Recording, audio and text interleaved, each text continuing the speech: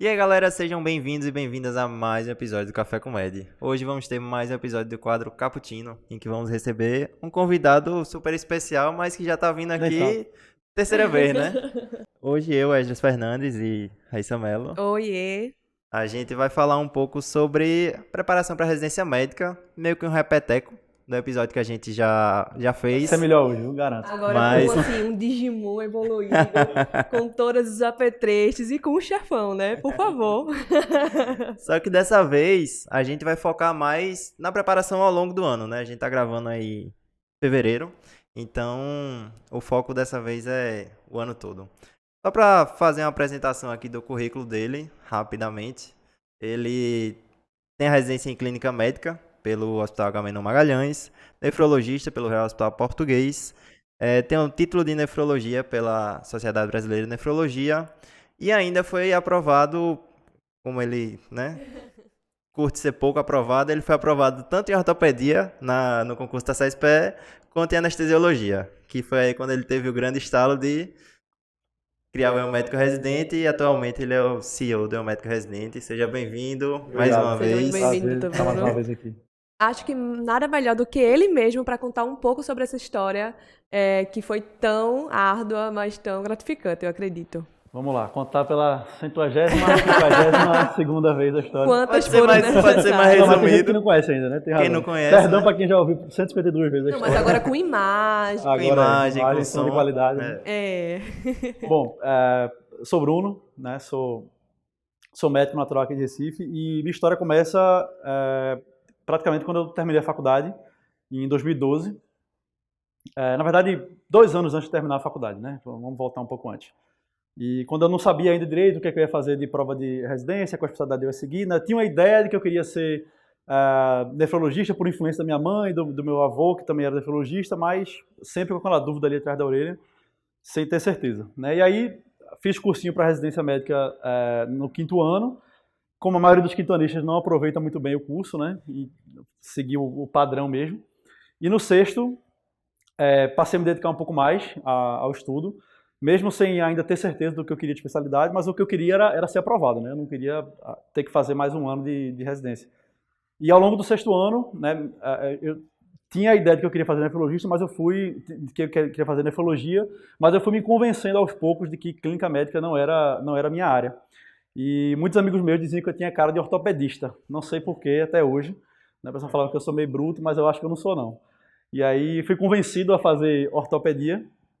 E aí, na metade do ano para frente, mais ou menos, do 6º ano, eu comecei a estudar, né, com essa cabeça de que eu queria fazer a residência de ortopedia. Aí botei um opcional no último ano para rodar num serviço tradicional aqui de Recife, para conhecer. E realmente gostei, né, aquela rotina de bloco. O pessoal da ortopedia é muita resenha, então é brincadeira o tempo todo, né. Gostei da experiência que eu tive lá, então vamos lá fazer. Só que eu vim estudando desde o começo do 6º ano, não sei se da melhor forma, né? Eu fazia o que todo mundo dizia que eu tinha que fazer. E tentava ler as apostilas inteiras e tentava acompanhar as aulas inteiras.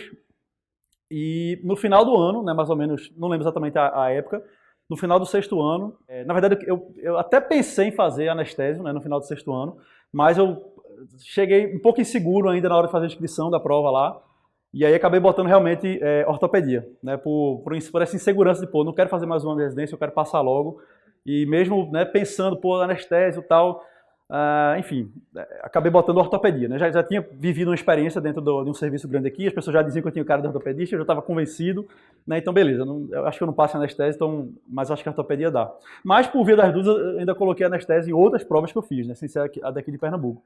Coloquei no SUS São Paulo, anestésio, no SUS Bahia e não lembro exatamente qual foi o concurso do Rio de Janeiro, se foi SES do Rio de Janeiro, se foi o FRJ, não lembro exatamente qual foi o concurso. Mas não fui aprovado em nenhuma dessas 3 aí, para anestésio, né? E essas provas elas foram um pouco antes da prova de Pernambuco, né? No ano que eu fiz prova, de 2012 para 2013, a prova de Pernambuco já foi a primeira vez, se não me engano, que ela aconteceu em janeiro.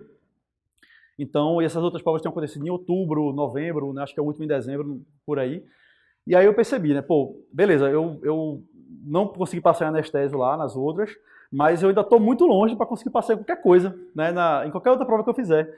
E se eu continuar estudando do jeito que eu vim estudando desde o começo do ano, nem a ortopedia eu vou passar, né? Sem querer desmerecer a especialidade, mas nem a ortopedia eu vou passar. E aí, depois que saiu o resultado das 3 provas, girou uma chavinha, né? Pô, eu tenho que fazer uma coisa diferente, porque senão eu não vou conseguir passar em nada. Então, eu entendi que, eu vinha estudando o ano inteiro, de um jeito, né, que não tinha dado certo, e aí eu pensei, cada vez que eu fiz a prova do SUS São Paulo, a do SUS Bahia e a do Rio de Janeiro, eram realidades completamente diferentes, né? Você vinha preparando para o ano inteiro para uma coisa, quando eu cheguei na prova lá, como assim, né? O que eu fiz o ano inteiro, né, que não serviu para esse preparo, para essas provas. E aí eu entendi, não, velho, eu vou ter que estudar, eu tenho que focar na prova que eu vou fazer, né, no concurso que eu vou fazer. Que é a minha preferência. Então, eu ainda tinha um pouco mais, uns 2 meses, né, até a prova da SES aqui de Pernambuco, desde o último resultado que eu tinha, da última prova que eu tinha feito. E aí, me juntei com alguns amigos e a gente pegou as provas antigas inteiras da SES de Pernambuco, destrinçamos ela inteira, todas as provas de R1, eu acho que até de R+, também na época, a gente fez todas as questões, e a gente conheceu de fato, irmão, pronto, agora eu sinto que eu conheço o meu inimigo, né, que é a banca. Quando eu fui fazer as outras provas, eu senti que eu fui muito ali na inocência, né? Achando que eu estava preparado, achando que eu conhecia. Já tinha feito algumas questões ao longo do ano, simulado, do cursinho e tal, mas não se compara, né, a uma prova de residência a um simulado que você faz ao longo do ano no cursinho. E pronto, então fizemos esse preparo, né, eu e alguns amigos, focados na banca de Pernambuco, e aí o resultado foi assim, muito, né, muito melhor. Nas provas de São Paulo, de Rio de Janeiro e da Bahia, eu tinha ficado muito longe das vagas. Eu lembro que no SUS São Paulo eu fiquei em 600 e pouco do remanejamento, do resultado. Então, acho que são 100 e poucas vagas de anestésio, e eu fiquei 600 e pouco, ou seja, 700 e pouco. SUS São Paulo. SUS São Paulo. Foi muito ruim o resultado. Só que para Pernambuco, eu acho que minha nota nesse ano foi 73, e para ortopedia eu fiquei em 5º colocado, né, que foi a especialidade que eu tinha inscrito lá, né, que eu estava, né, inseguro de botar anestesia para eu botar na ortopedia porque eu fui convencido. E minha nota passaria em anestésio, né? Aqui, com essa nota que eu teria para ortopedia, eu teria passado em anestésio. E passava bem, eu acho, entre os 10 ou 15 primeiros, eu acho. A tua nota que entrou em ortopedia passava em anestésio. Passaria em anestésio. Né? Eu me inscrevi aqui em Pernambuco, velho, eu não estou seguro, não estou preparado para fazer anestésio. Mais que no fundo lá eu quisesse, né? Eu queria fazer, mas, né, fui convencido e não, é um caminho mais fácil a ortopedia, então beleza, vai ser isso aqui mesmo. E foi. E aí, tirei 73, eu acho que eu tenho quase certeza que minha nota foi essa aí.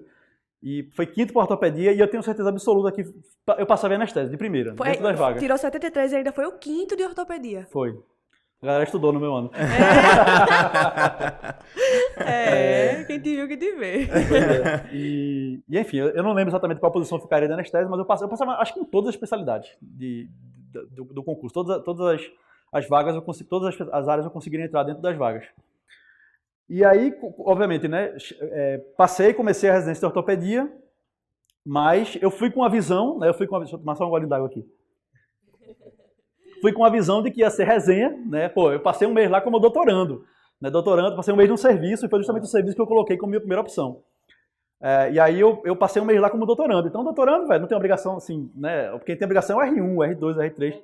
É muito diferente. Então, eu tava lá na resenha, eu gostava do papo do residente, eu ia almoçar com os caras no restaurante, fim de semana eu tomava cerveja com eles, então, meu irmão, essa vida aqui é muito boa. E ainda né, é uma especialidade bem remunerada. Então, é isso aqui. Mas quando eu cheguei lá, que eu vi como é que era a realidade de um R1 de ortopedia, eu falei, bicho, isso aqui não sei se eu vou aguentar muito tempo, não. E aí, dentro da residência, eu comecei a identificar, né, a parte clínica, né, que eu não tinha desenvolvido essa vontade toda dentro do internato, eu comecei a desenvolver dentro da ortopedia, vê que coisa, né? Talvez o fato de eu não ter sido estimulado a clinicar dentro da ortopedia tenha gerado essa curiosidade de querer, né, por que eu estou clinicando tão pouco aqui?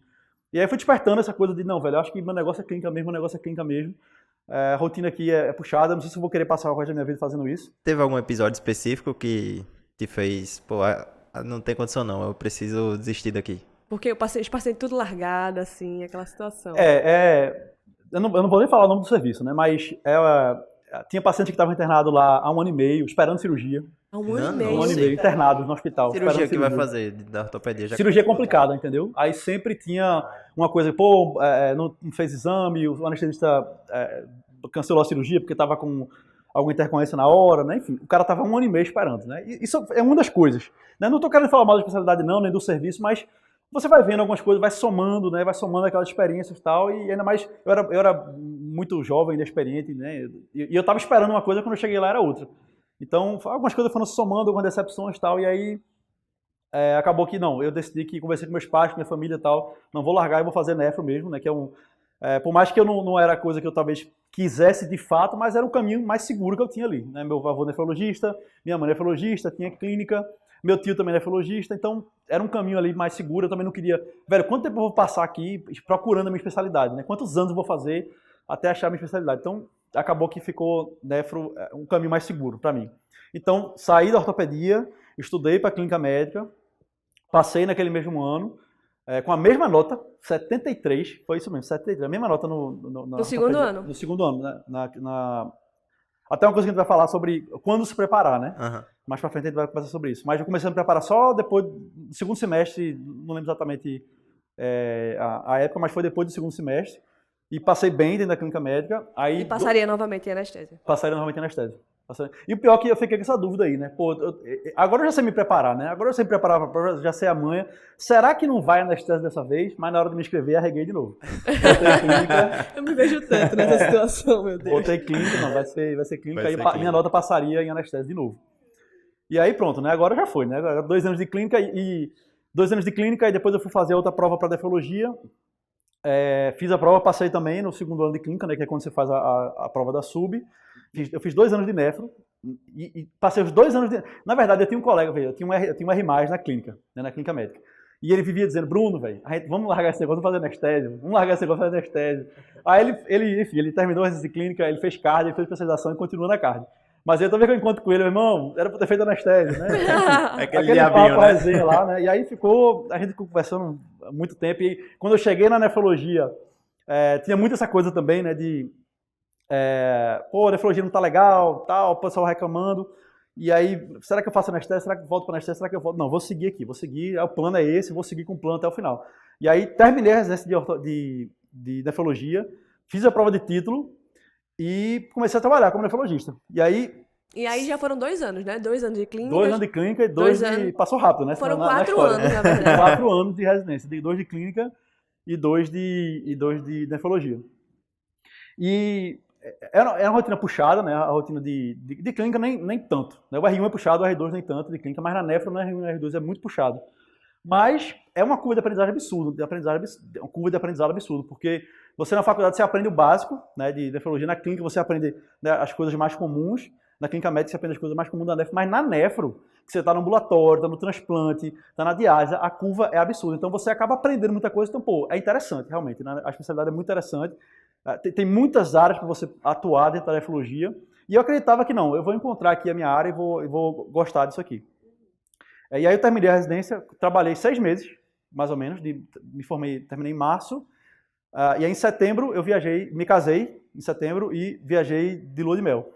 E na lua de mel eu conversei muito com minha esposa sobre minha vida, tal, meu futuro, como é que ia ser. Eu não tava... Ótimo momento para pensar na vida na lua de mel. Exatamente. Nada para fazer de melhor. Nada para fazer na lua de mel, vamos conversar. Médicos falando sobre medicina, né? Minha esposa também é médica, oftalmologista, então a gente falava, obviamente, é um assunto em comum da gente. Mas eu bati muito nessa tecla, né? Aline, será que eu faço anestésio? Será que eu faço anestésio? Eu ainda não... Sabe quando você... Bem, eu estava há 2 anos na clínica, 2 anos na nefro, 6 meses trabalhando. A coisa estava indo, sabe? Mas eu não estava com aquele... Velho, tá faltando alguma coisa na minha vida, tá faltando alguma coisa. E aí, eu preciso tentar. Eu passei, no 6º ano de faculdade, eu não fiz para anestésio por insegurança. Quando eu fiz a prova de clínica, eu não botei lá por insegurança, nas 2 eu teria passado.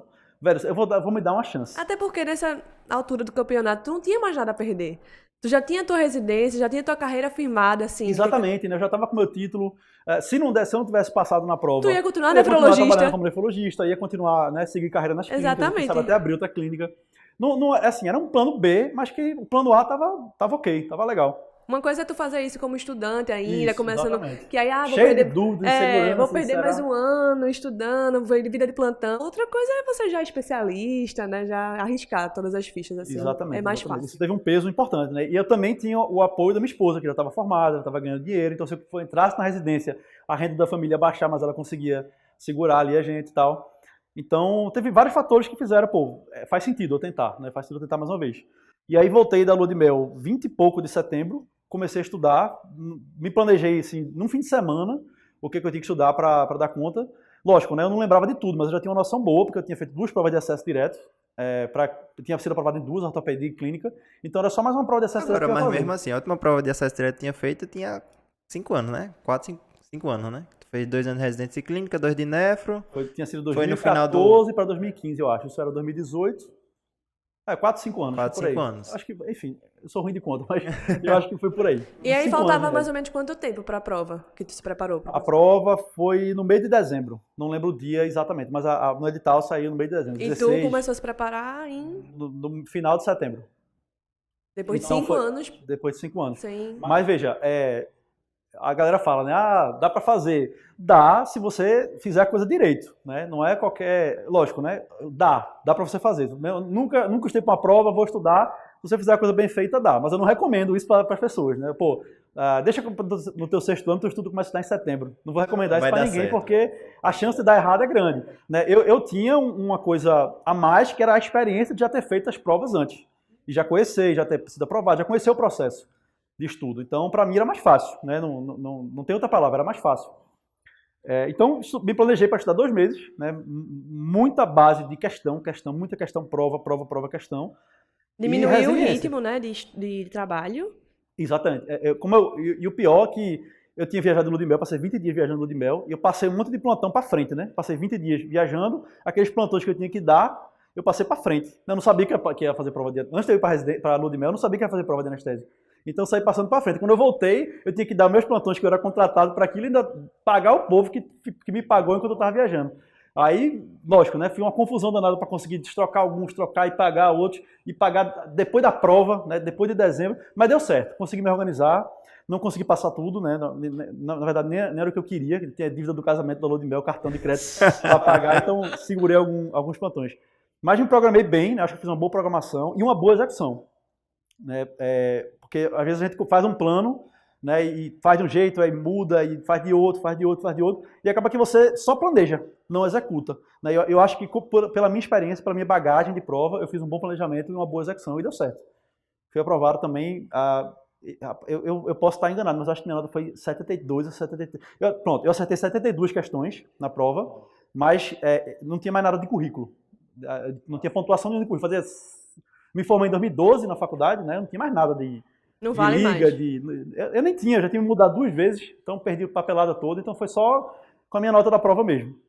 Então, só de cara eu já perdi aí muitos pontos. Eu só tinha, na verdade, os 0,25 que eu ganhei de currículo pela minha nota do histórico, né? Do histórico escolar. Né? Mas as outras coisas de estágio, de TCC, de publicação, tudo foi-se. Então, eu fiquei com a nota mínima ali mesmo do currículo.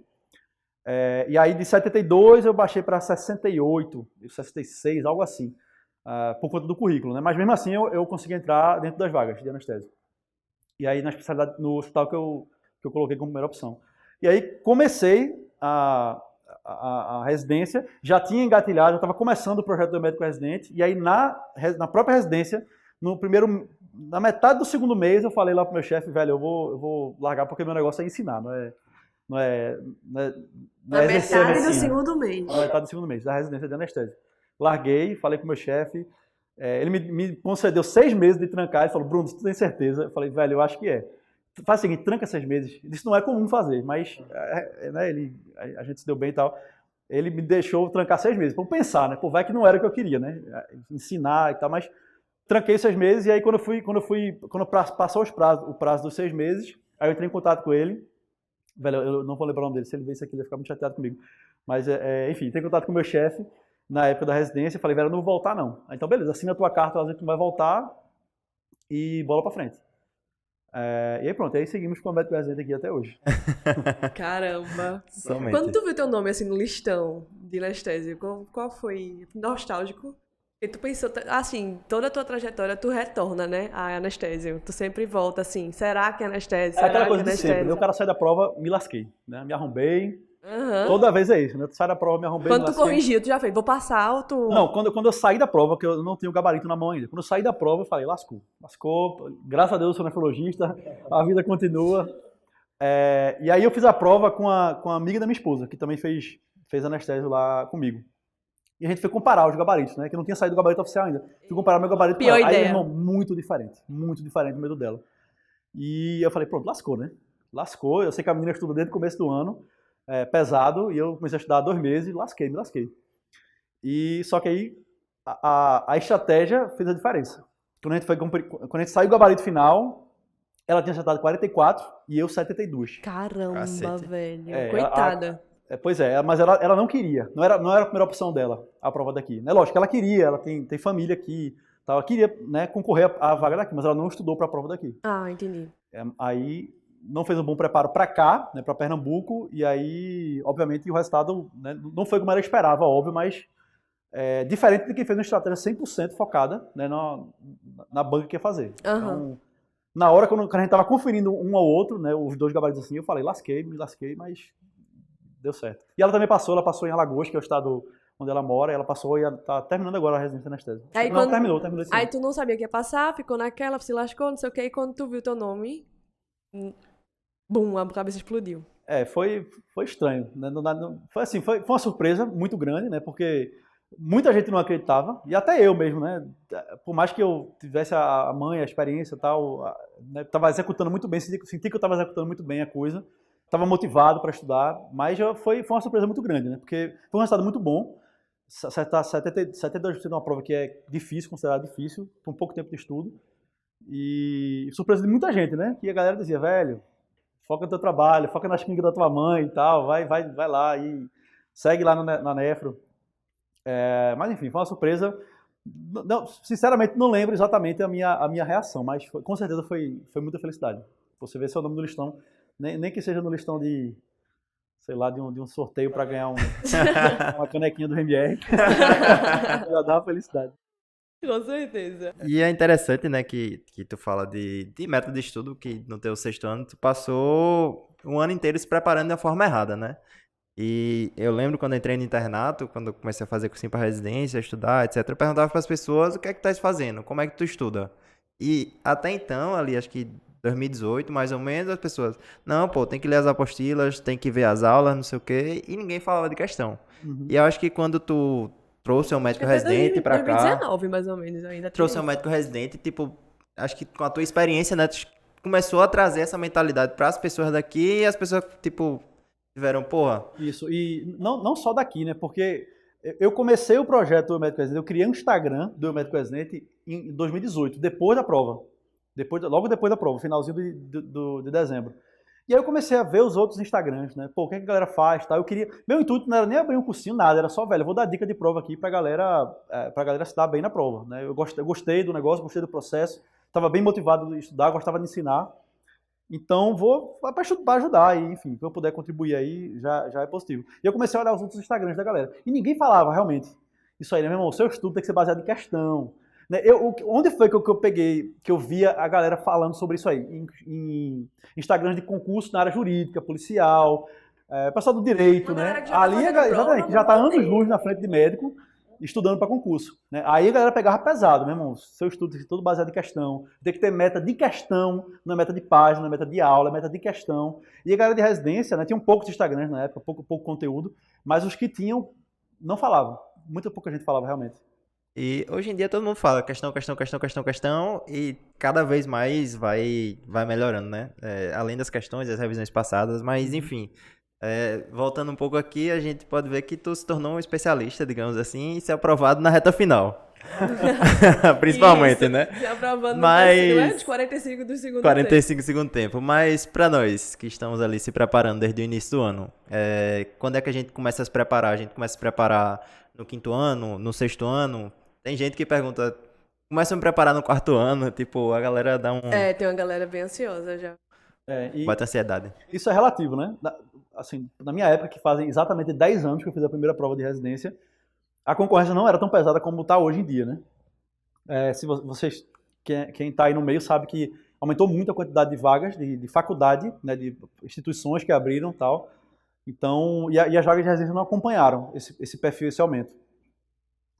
Tem até um estudo publicado na USP de alguns anos atrás, acho que de 2020, que as vagas de faculdade, eu posso errar um pouquinho nos dados, tá? As vagas de faculdade nos últimos anos aumentaram quase 200% e as de residência menos de 70%. Então, não acompanhou realmente esse aumento. Então, né, voltando à sua pergunta, quando deve começar a se preparar? Né? Por que é relativo? Se você já fez 1 ano, 2 anos de prova anteriormente, se você está na situação que eu estava, que você já foi aprovado, você está trocando de especialidade, isso está cada vez mais comum, né, as pessoas trocarem de especialidade. Né? A gente tem muitos alunos que fizeram, sei lá, rádio e agora querem fazer dermato, fizeram clínica, cirurgia, agora querem fazer anestésio. Está muito comum essa coisa de trocar de especialidade. Sendo sincero, se você já tem uma aprovação, você já sabe o processo, já conhece, não tem agonia de, preciso começar hoje e tal. Agora, né? Agora que a gente está em fevereiro. Se você já está nessa situação, já fez 1 ano passado, não conseguiu ser aprovado, chegou perto, né, já conhece mais ou menos o processo, eu diria que não tem muita agonia não. Deixa passar o carnaval, pode começar a estudar. Né? Ai, nem Né, infelizmente a gente não vai ter carnaval, mas não tem tanta Deixa agonia. passar o São João, então. Aí tá demais. Fantástico. Mas lógico, se você... E aí também tem o fato, né? Vou disputar uma especialidade mais concorrida, né? Ou eu me dei muito mal na outra vez que eu fiz, ou seja, não entendeu muito bem como é o processo de estudar, não foi muito bem no passado e está disputando uma especialidade concorrida, aí o cenário muda um pouco. Né? Aí tu tem que realmente se organizar melhor, né? Quanto antes começar, melhor, para não perder tempo e tirar esse atraso. Mas pensando num cenário de uma pessoa que está na faculdade, que, sei lá, está no 4º ano e está começando a pensar sobre isso aí. Sinceramente, eu não recomendo fazer um curso no 4º ano, não. Tá? Eu não recomendo, porque É muita maturidade, né? é muita maturidade e é muito cedo, sabe? Não precisa dessa agonia. Lógico, tem pessoas que querem e que precisam daquela coisa de se eu não fizer isso aqui, eu vou estar me sentindo que eu tô por fora das coisas, Ficando pra trás. tô out, né? O famoso FOMO que fala tanto hoje em dia, Fear of Missing Out. O medo de não fazer parte das coisas, né? Então, velho, você quer fazer, quer testar, quer conhecer, faça. Mas eu não acho que seja um diferencial muito grande você começar no 4º. Agora, para quem quer especialidade concorrida, né? Para quem não tem tanta experiência, né, com prova, não está acostumado a estudar para concurso e quer especialidade concorrida numa banca concorrida, acho que vale a pena começar a se preparar no 5º ano. Mas não é aquela preparação que a gente está acostumado de anos atrás, né, de um monte de conteúdo no 5º ano, um monte de simulado, um monte de coisa. Não precisa também disso. Você precisa conhecer a rotina de estudar para residência, precisa conhecer, precisa começar a fazer questões, entender, começar a se preparar psicologicamente para fazer questões. A gente vai falar sobre isso depois. Mas é mais começar a adquirir a rotina de estudar, né, aos pouquinhos, para no 6º ano você dar o gás. Porque, velho, se você fizer uma boa estratégia, uma boa execução, né, lógico, às vezes é difícil você manter uma boa execução ao longo do ano. Você vai ter um monte de percalços no meio do caminho. Mas se você fizer uma boa estratégia e uma boa execução ao longo de um ano, consegue passar em qualquer coisa. Né? Consegue passar com 1 ano de estudo, você consegue passar em qualquer especialidade, em qualquer hospital, em qualquer banca. Então, o 5º ano é mais para você se preparar, conhecer a rotina, conhecer esse mundo de residência médica, e no 6º ano você dá um gás maior. É assim que eu aconselharia, por exemplo, se meu filho fosse fazer prova daqui a 2 anos. Né? Ele está começando agora, eu diria isso para ele. Certo. E para uma pessoa que não está na faculdade, então já começar o quanto antes, não é isso? Já se formou. Isso, Já se formou, isso. Se não está na faculdade, já se formou, não teve uma boa ou não fez prova por opção, né? Hoje também isso é muito comum, né? Não vou fazer prova no meu 6º ano, vou fazer um pé de meia aqui no outro ano, e aí, enfim, se não conhece o processo, não tem a manha, né? Não viveu esse processo, aí realmente se você tiver mais tempo é melhor começar antes mesmo. Falasse agora sobre quando começar, mas sendo mais objetivo no sentido de, beleza, eu sei quando começar, vou começar no 5º ano, se eu for estudante, vou começar o quanto antes se eu já estiver formado, mas como é que eu faço isso? Como começar? Não só quando, como? Como eu faço isso? Qual a melhor estratégia para começar esse estudo? Dizer que você precisa fazer um cursinho, eu vou estar sendo hipócrita, porque não precisa, tá? Não precisa fazer cursinho. O cursinho é bom porque ele te dá um direcionamento quando você não tem noção nenhuma do negócio, né? Ou você não se sente seguro para estudar sozinho. Vocês devem conhecer um monte de gente da turma de vocês da faculdade que passou no vestibular sem fazer cursinho. Na minha faculdade também tinha um monte de gente que passou no vestibular sem fazer cursinho. Residência é a mesma coisa. Você pode passar numa residência boa, concorrida, sem fazer cursinho. Mas o curso ele dá um direcionamento, né? Ele te dá, hoje em dia, a maioria dos cursos dá um cronograma para você seguir. Então, é bom para dar essa segurança de que, pô, eu estou fazendo aqui o que o curso recomenda, então a minha parte eu estou fazendo, né? Quando você não consegue se planejar muito bem, quando você não sabe, não conhece como é que é o planejamento, como é que deve fazer um cronograma de estudo, a quantidade de questões que tem que fazer, como é que é o foco para estudar para uma prova, que é muito diferente de estudar para a vida ou até para a faculdade, né? Aí faz sentido você fazer um curso.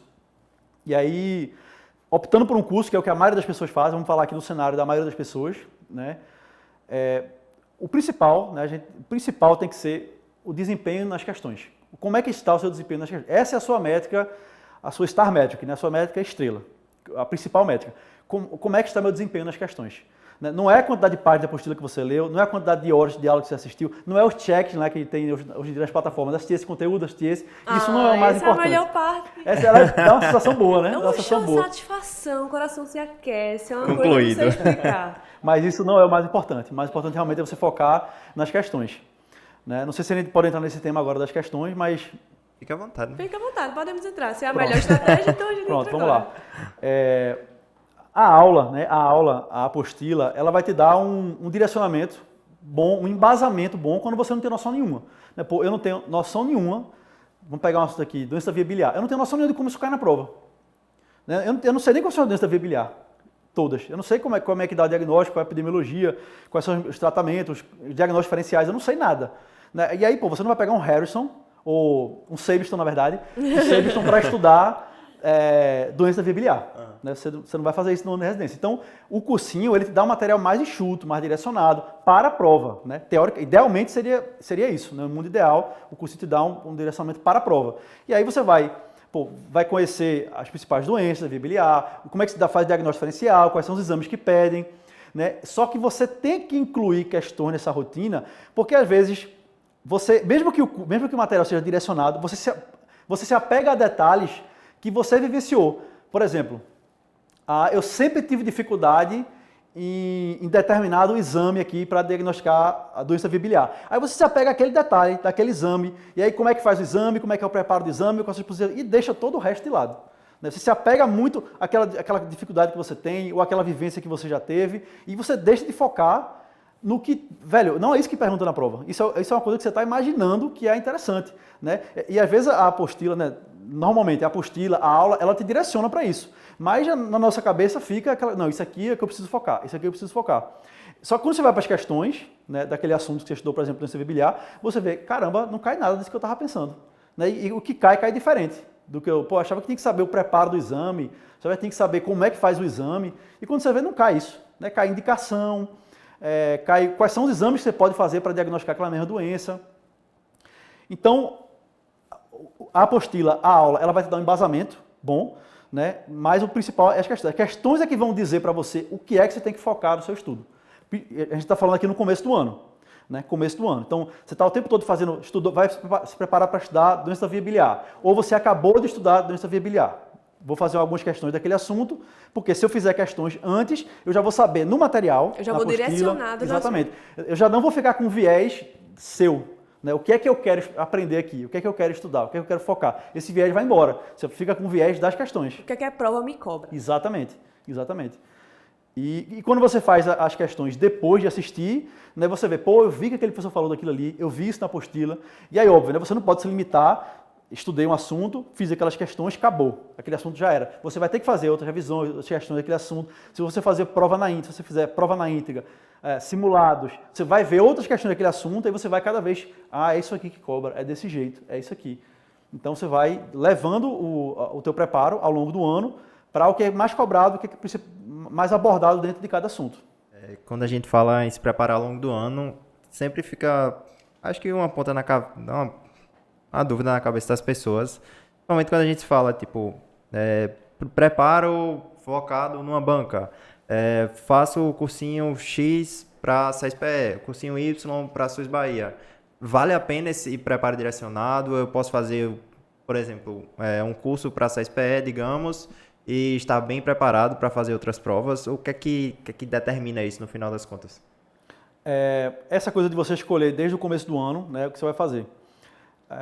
A gente sabe que muitos alunos, né, muitos candidatos, por exemplo, vamos pegar o exemplo aqui de Pernambuco, né, tem muitos candidatos aqui de Pernambuco que não querem sair daqui.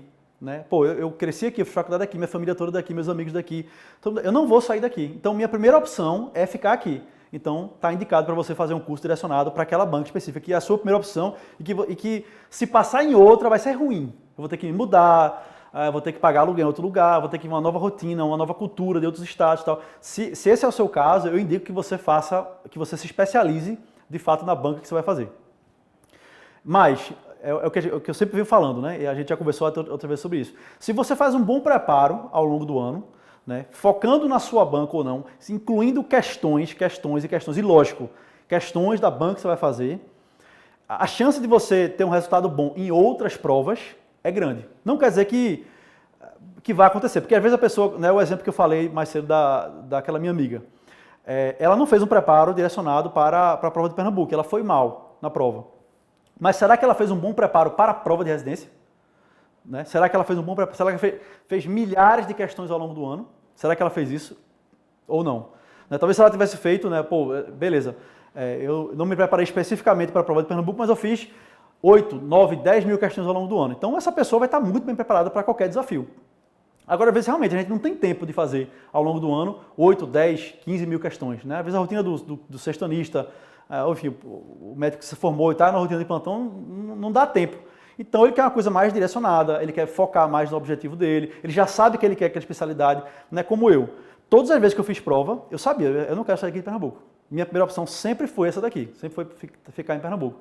Então, para esse caso, que se você já sabe o que você quer, você não tem tanto tempo, aí faz sentido de você fazer um curso direcionado. Mas, novamente, reforço que se você fizer um preparo, independente para qual banca você fizer, com muitas questões, incluindo, obviamente, as principais bancas que você quer fazer, a chance de você ter um resultado bom no final do ano é grande do mesmo jeito. Em várias provas. Em várias provas. Essa foi a sensação que eu tive me preparando ano passado, né?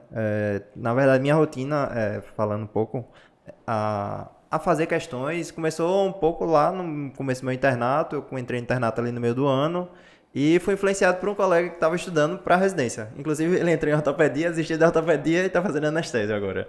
É o caminho padrão. Mas, enfim, ele que estava ali naquela rotina de estudo, começou a falar de questões e, tipo, aquilo me ajudou a fazer questões, me ajudou muito a fixar o conteúdo que eu estava no internato. Então, nem estava me preparando para residência ainda.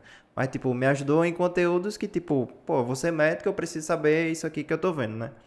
E no meu 5º ano também comecei a incluir isso e ano passado também, né? No episódio que a gente gravou, fui até olhar na plataforma, ano passado eu fiz quase 3.000 questões.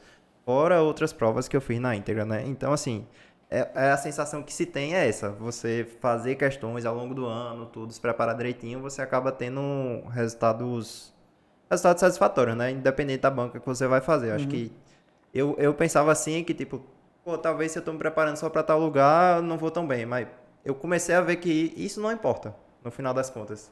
Porque o que importa, assim, eu acho que é realmente aquela reta final, que você vai começar realmente a fazer as provas na íntegra e ver como a banca cobra, né? Porque doença da via biliar aqui em Pernambuco, em São Paulo, no Rio de Janeiro, não tem muito para onde fugir, né? Exatamente. É claro que às vezes... Você tem que entender o estilo, como é que aquela banca costuma perguntar aquele assunto, isso é muito importante, né? Para quando você vai fazer uma prova, que às vezes, doença da via biliar, vamos pegar o exemplo.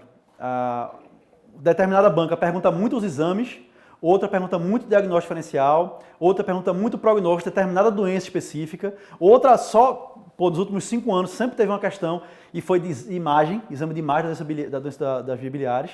Então, se você faz um preparo também, sem um direcionamento, mesmo que seja no final do ano, né? Sem um direcionamento para aquela banca, você pode estar atrás de um candidato que se preparou focado para aquela banca. Né? Vamos pegar um exemplo mais prático. Estudei doença via biliar, mas eu não estudei imagem. Eu sei tudo a teoria, mas eu não sei imagem. Existem bancas que só vão te cobrar imagem.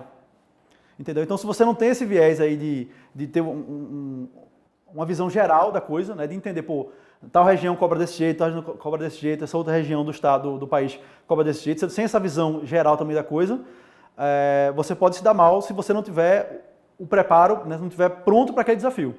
Só estudei teoria, eu sei indicação de exame, eu sei avaliar resultados de exames laboratoriais, tudo, sei fazer diagnóstico diferencial, mas bota um exame de imagem aí, eu não sei. E aí se a banca só cobrar exame de imagem, geralmente você consegue saber isso, né? Você cobra mais exame de imagem fazendo questões antigas dela. Se você não souber isso aí, pô, vai dar uma imagem lá e você não vai saber para onde vai. E é engraçado estar falando isso agora da prova, quando a gente foi fazer isso em São Paulo, a gente foi ver o que cai mais na prova, né? Aí, em cirurgia, o que mais caía, o tema mais incidente era trauma. E acho que foram umas 5 ou 6 questões de trauma, né? Foi, aí eu falei, Esdras, bora estudar trauma essa semana, porque vai cair trauma. Caíram Aí ele 6 ignorou, questões de eu falei, trauma. eu falei que ia cair trauma. E eu ganhei umas 5 questões. Só porque na semana que eu estudei pra direcionado, enfim, só porque Deu aquela olhada, né? A banca, realmente, assim, é impressionante. Não, e se você pegar na semana antes da prova, né? Velho, essa semana eu vou só resolver todas as questões que essa banca já fez. De R1, de R+, eu vou resolver todas. Pode ter certeza que umas 10 a 15 questões você vai ganhar na prova. Exatamente, foi o que a gente viu.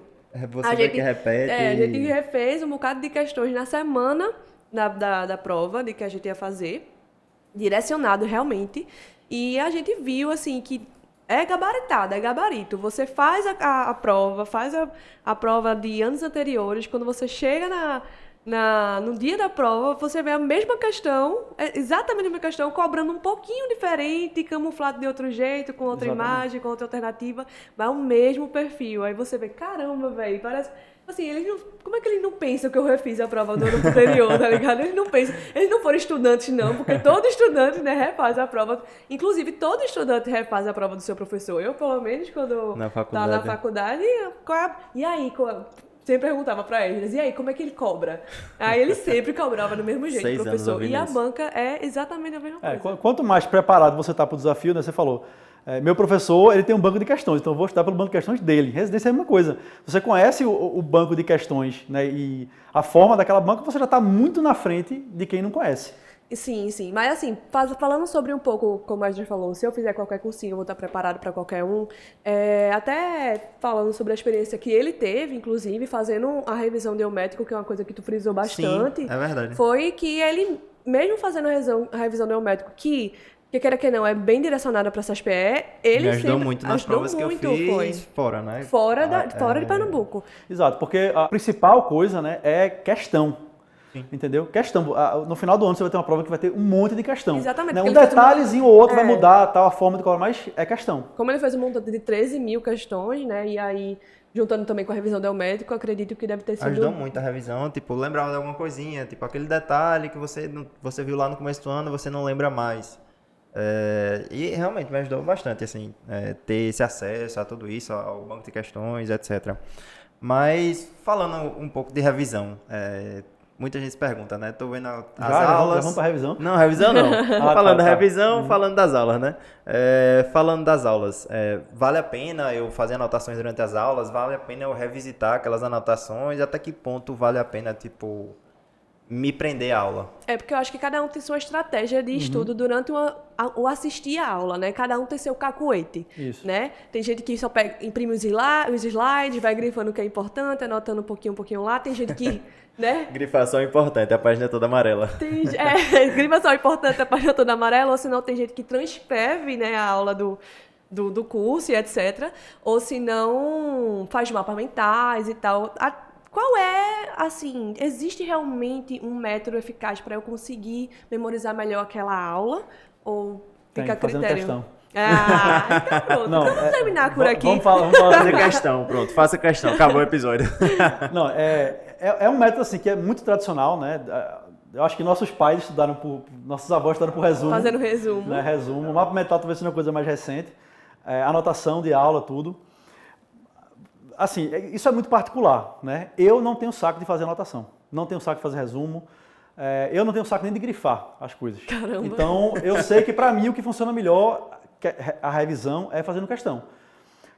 Lógico, não é para todo mundo isso, né? Não é assim que funciona para todo mundo. Mas eu percebo que algumas pessoas usam o resumo, o mapa mental ou o que quer que seja, para revisar como uma fuga para não fazer questão. Né? Beleza, é um método alternativo que você pode usar. Né? E aí, deixa eu voltar só mais um pouco. Não adianta nada você fazer um bom resumo, né, todo coloridinho, todo detalhado, se você não vai usar esse material depois, corretamente.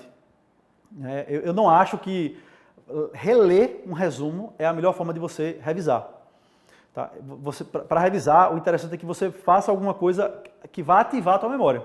Você só lê aquilo ali, no máximo você vai lembrar de algumas coisas que você anotou, mas você não vai estar puxando, tentando trabalhar ativamente a tua memória. Então, eu não acho que fazer a anotação e revisar por aquilo ali seja a melhor forma, mas, novamente, isso é uma coisa pessoal. Tá? Tem gente que usa flashcard, tem gente que usa questões, enfim, outras metodologias ativas, até gente que gosta de dar uma aula, preparar uma aula sobre aquele assunto e dar aquela aula para ela mesma, para os amigos, para o irmão mais novo, para o pai, para a mãe, enfim. É uma forma também de você estar, se é uma aula, eu preciso lembrar de algumas coisas, né? Pelo menos o mais importante, para apresentar aquela aula. Então é uma forma de você ativar a sua memória. Mas eu não acho que, Bruno, tá, particularmente, não acho que fazer resumo, ainda mais resumos grandes, né? Transcrevendo na aula, transcrevendo na apostila, para ler depois, seja o método mais eficiente. Mas, lógico, tem gente que só consegue assistir aula assim. Né? Eu sei que tem gente que só não consegue assistir aula se não tiver um caderno do lado anotando as coisas. Né? Não consegue ler um livro, uma apostila, alguma coisa, se não puder marcar do lado ali ou anotar do lado as coisas mais importantes. Se esse é o seu jeito, se você funciona desse jeito, beleza. Agora, o importante é você avaliar se o jeito que você está fazendo já há muito tempo, que é o seu jeito, se ele funciona de verdade. Entendeu? Porque, beleza, você está lá, desde o começo da faculdade, eu só estudo fazendo resumo. Mas, quando você relê o seu resumo, você, de fato, está revisando, você consegue estudar para as provas da faculdade só lendo o seu resumo, você consegue fazer uma bateria de questões de algum assunto específico para a residência só baseado no teu resumo. Se está funcionando para você, continua assim. Ótimo. Mas para mim não funciona. Eu sei que não funciona. Então, a forma de revisar, a forma de você utilizar os materiais é muito particular. Agora, o importante é você estar sempre buscando a eficiência da coisa. Se aquilo funciona para você, ótimo. Agora, se não funciona, vale a pena você tentar mudar de método. Eu sempre ouvi isso também. Sempre ouvi que na faculdade eu não fazia questão. Né? Não tinha esse hábito de estudar por questão. E não fazia resumo, fazia nada. Então, o que eu fazia? Pegava xerox da galera para estudar, né? Que tinha anotado.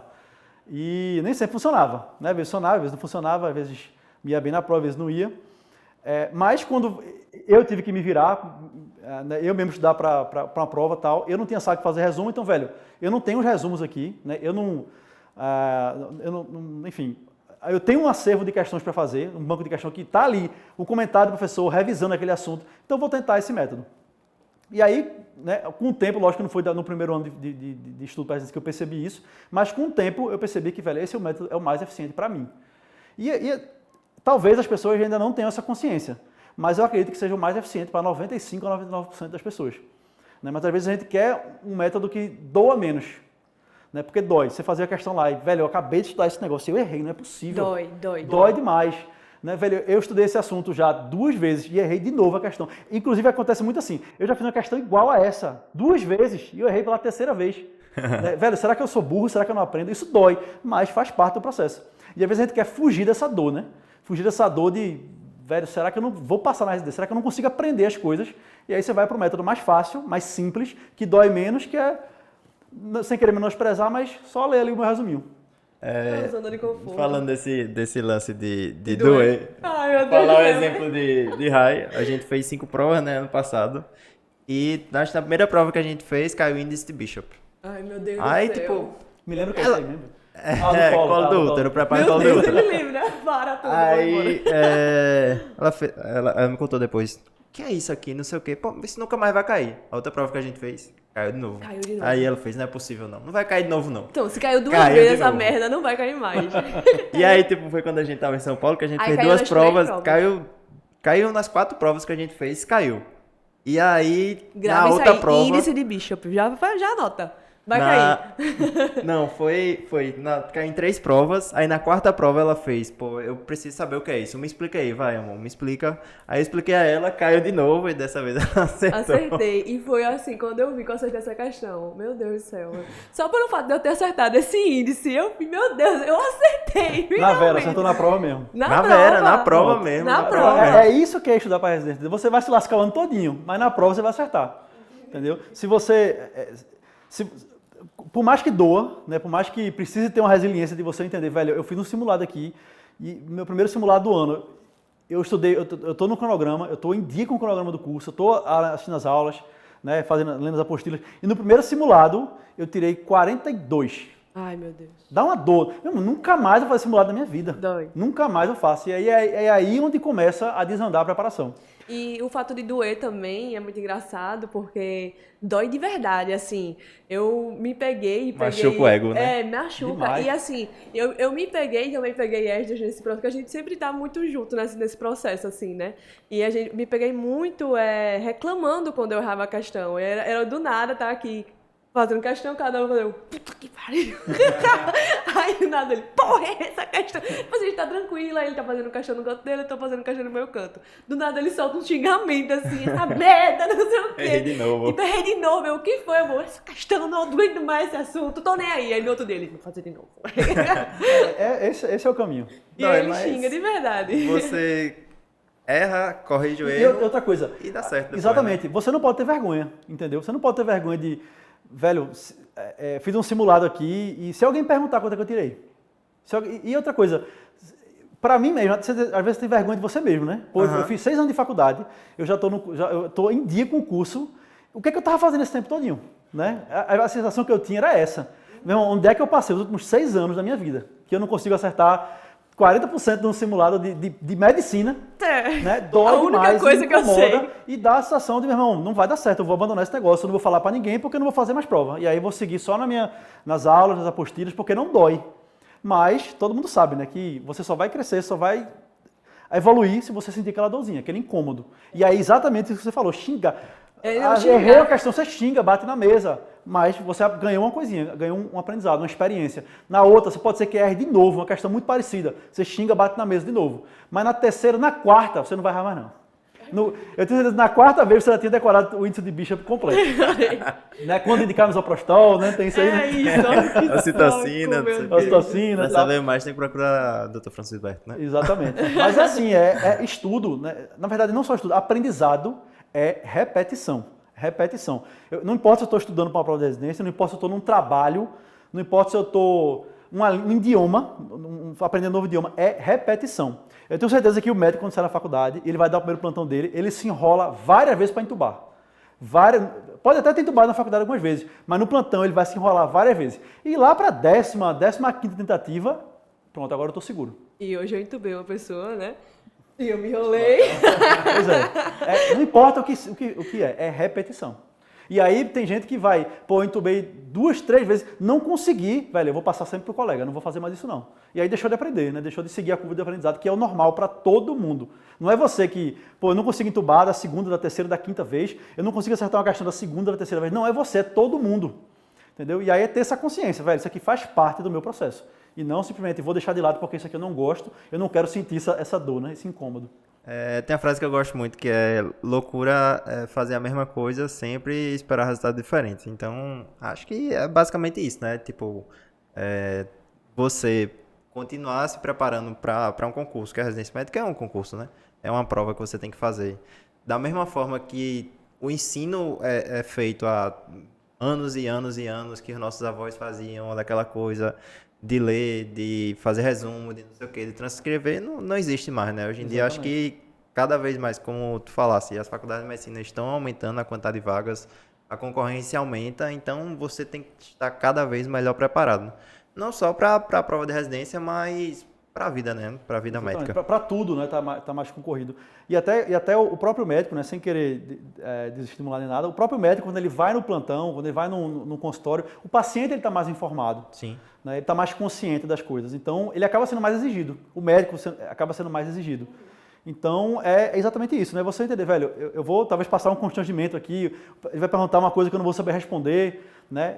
Faz parte, da mesma forma, uma questão de prova. Você está perguntando uma coisa que você não vai saber responder. Por mais que você viu na faculdade aquela pergunta que o paciente está lhe fazendo, você viu na faculdade, você já passou por aquilo antes, você já viu aquilo no livro, mas talvez a pergunta que ele fez naquele momento, naquela hora, aquela especificidade, você não lembrou da resposta.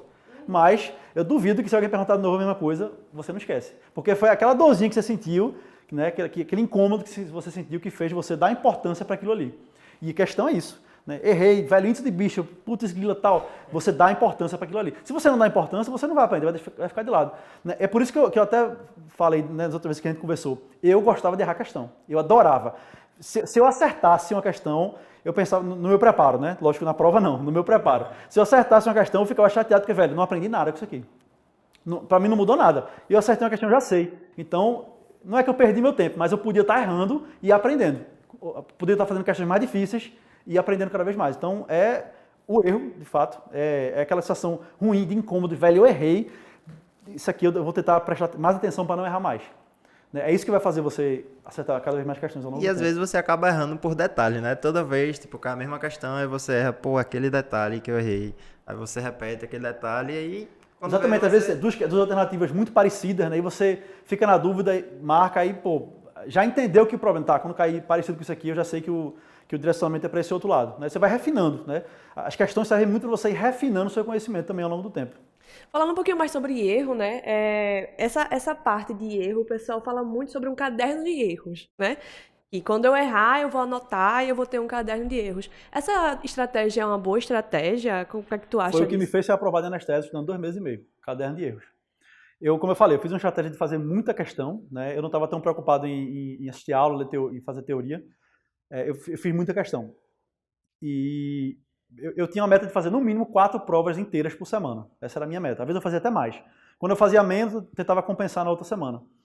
E lógico, né? No começo foi pauleira, né? Eu usei o exemplo 42 aqui porque eu acho que foi 42 ou foi 44. A primeira prova que eu fiz.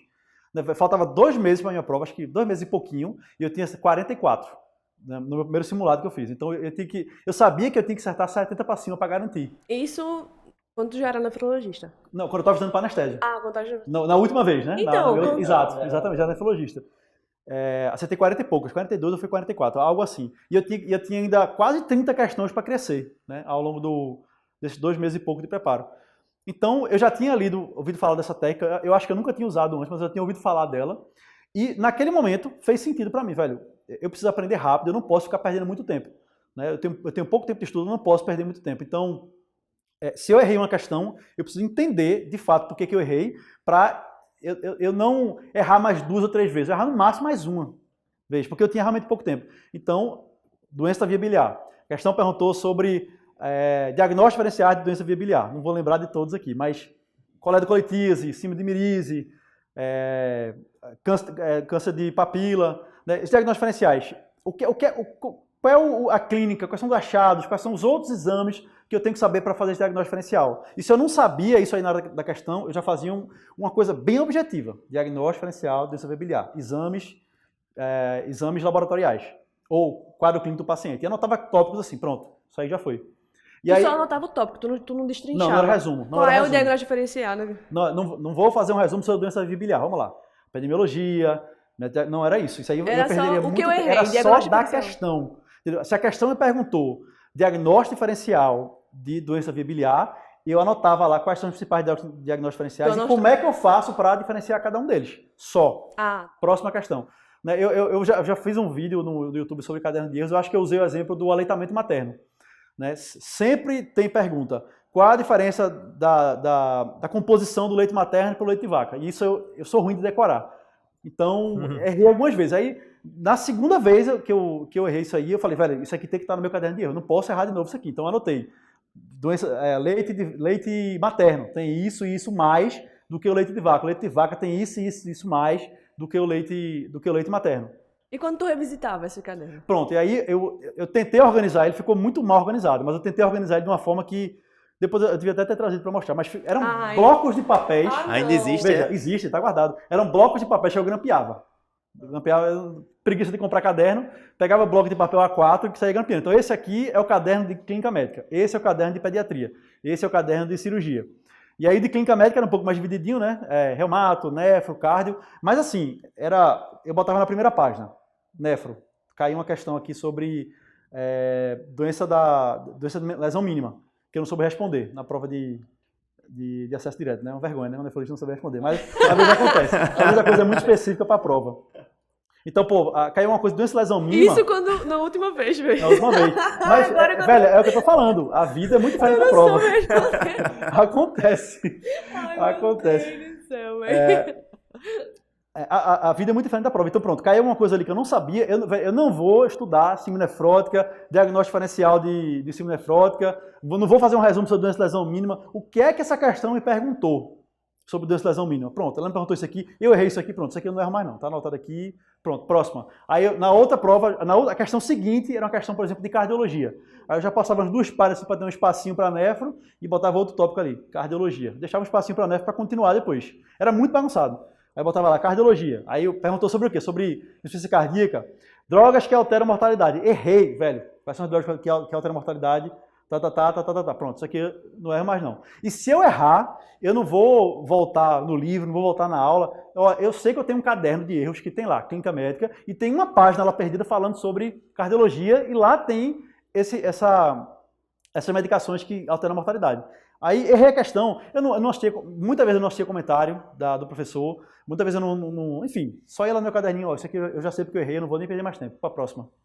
E aí eu construí um caderno que ficou até um negócio bem parrancudo assim, mas porque estava bem mal organizado, né? Se você fizer com planejamento, comprar um caderninho para cada um, né, botar aquelas fitinhas coloridinhas para cada área, vai ficar muito mais fácil a sua vida. Mas a minha, eu fiz de qualquer jeito, aí... Então, tu só assim, o fato de revisitar esse caderno, tu só revisitava quando tu errava outra questão do mesmo tópico que tu tinha errado. Exatamente. E aí, por exemplo, vamos ser mais específicos. Tu não separava um dia da semana para reler todas as questões? Não. Eu vou dizer como é que eu usei esse material depois.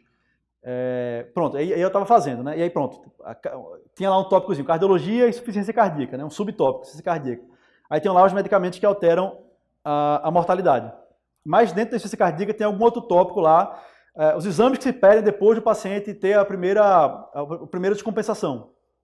Daí eu não lembrava.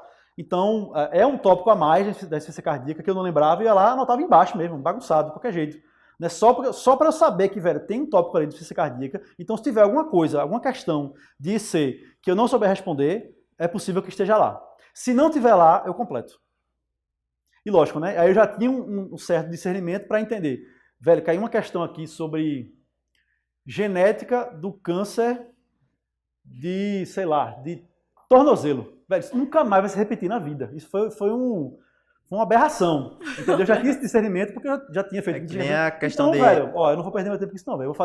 Vou gastar meu bloquinho de papel falando sobre câncer de tornozelo, né? Diagnóstico diferencial por oncogenética do câncer de tornozelo. Tô fazendo um exemplo bem tosco aqui, mas aquilo eu sabia que não ia cair, então deixa pra lá, pra próxima. Aí se caísse novo eu fazia, né? Se caísse novo eu fazia, mas era muito raro isso acontecer. Mas mesmo aqueles assuntos que caem frequentemente, e eu errava, eu lá revisitava. E aí, se faltou alguma informação, porque... Velho, eu já estudei os remédios que modificam a mortalidade, mas teve algum detalhe ali que eu não sabia e que foi cobrado, eu só completava no caderninho ali. Tentava ser o mais enxuto possível, uma frase ou duas no máximo, e pronto. Não era resumo. E aí, interessante, à medida que você vai construindo esse caderno de erros, você vai criando consciência dos seus erros, das suas falhas.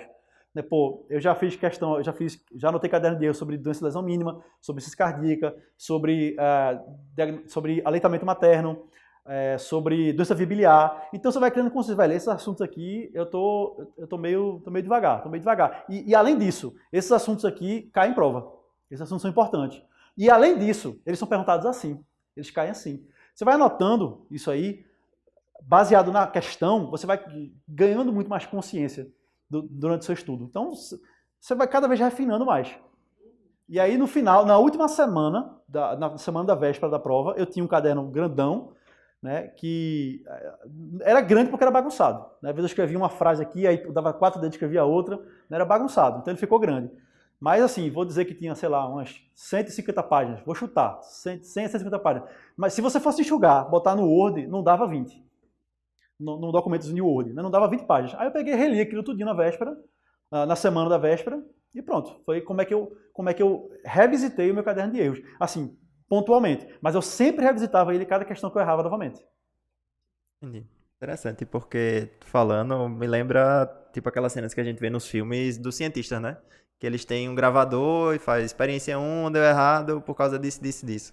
E acho que realmente, tipo, eu nunca tinha pensado, eu lembro que a gente já gravou esse episódio, mas eu nunca tinha parado pra pensar sobre essa técnica. Acho que pode ser bem legal. Mas já que a gente tá falando em... Eu até pensei sobre uma ideia da gente sortear, e aí você tem que seguir no Café com Médio, seguir a página do Médico, quer dizer, a gente vai sortear o caderno de erros. Uma Xerox. Uma Xerox de caderno de erros de Bruno, porque vai valer, viu? Vai valer a pena, eu tô louca pra Não, mas ver o veja, caderno. aquilo ficou um estudo muito personalizado, entendeu? Sim. Um estudo para as minhas dificuldades. Dá os seus erros, né? Para meus erros, exatamente. Mas... Pode ser que você saiba, seus erros sejam completamente diferentes daquele e não vai lhe ajudar muita coisa. O que tá no meu caderno, você já sabe tudo.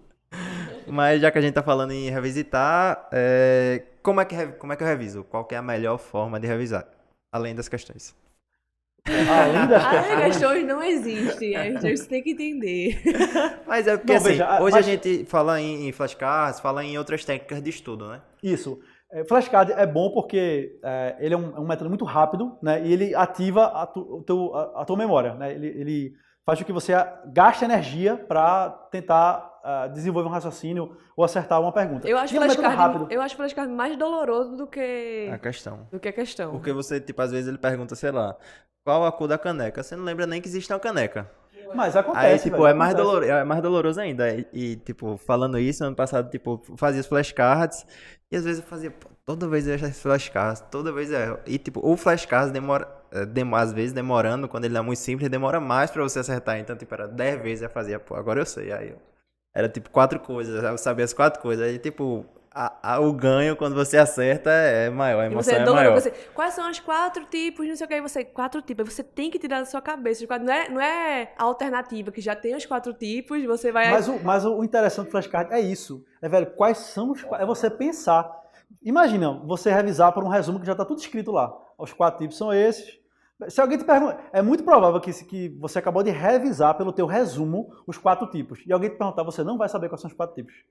Isso É é muito verdade. provável que isso aconteça. Mas a questão é essa. É você, velho, quais são os 4 tipos? Você puxar na tua cabeça. Porque você não lembrou na primeira. Não lembrou na segunda. Não lembrou na terceira. Na quarta você vai lembrar.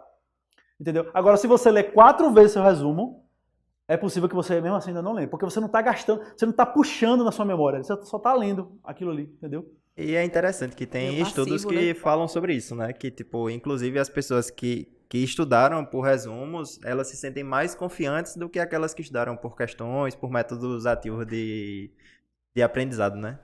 E você lê o resumo dessa falsa sensação de que você tá sabendo do conteúdo, mas quando você bota em prova, Mas é porque não dói, né? Pô, não dói. Sim, o não cara dói. que passa o ano inteiro estudando por questão, né, e ele faz um simulado, como aconteceu comigo, né? Meu preparo para o adestésio. Lógico, eu fui tendo alguns ganhos ao longo do preparo, né, minha nota saiu de 44, foi pra, né, lógico, às vezes voltava lá para baixo, mas em algum momento eu estava ali 65, 70, mas eu lembro que na véspera da prova, eu fiz um simulado, uma prova na íntegra da USP de Ribeirão Preto, e eu acertei 40 e pouco de novo, entendeu? Então imagina como é que estava a minha confiança. Na véspera da prova, você está 40 e pouco, quando eu precisava tirar 70. Vixe Maria. Entendeu? Agora pergunta para um cara que só estudou por resumo, na véspera da prova, como é que tá a confiança dele? Não, eu revisei tudo. Tô bem. Tá tudo revisado. Né? A confiança tá muito maior do que quem... Mas, na Vera lá, eu imagino que quem fez um preparo doloroso vai sofrer menos na hora. Com certeza. E como é que é o preparo doloroso? As questões, revisão. como é que a gente Tu tava revisa falando ela do no flashcard. fim do ano? Pronto, vamos lá. Não é só fazer questão, né? Você tem que aproveitar bem aquele momento de fazer questão. Uma das formas é você, por exemplo, estudou pelo teu cursinho, estudou um assunto hoje.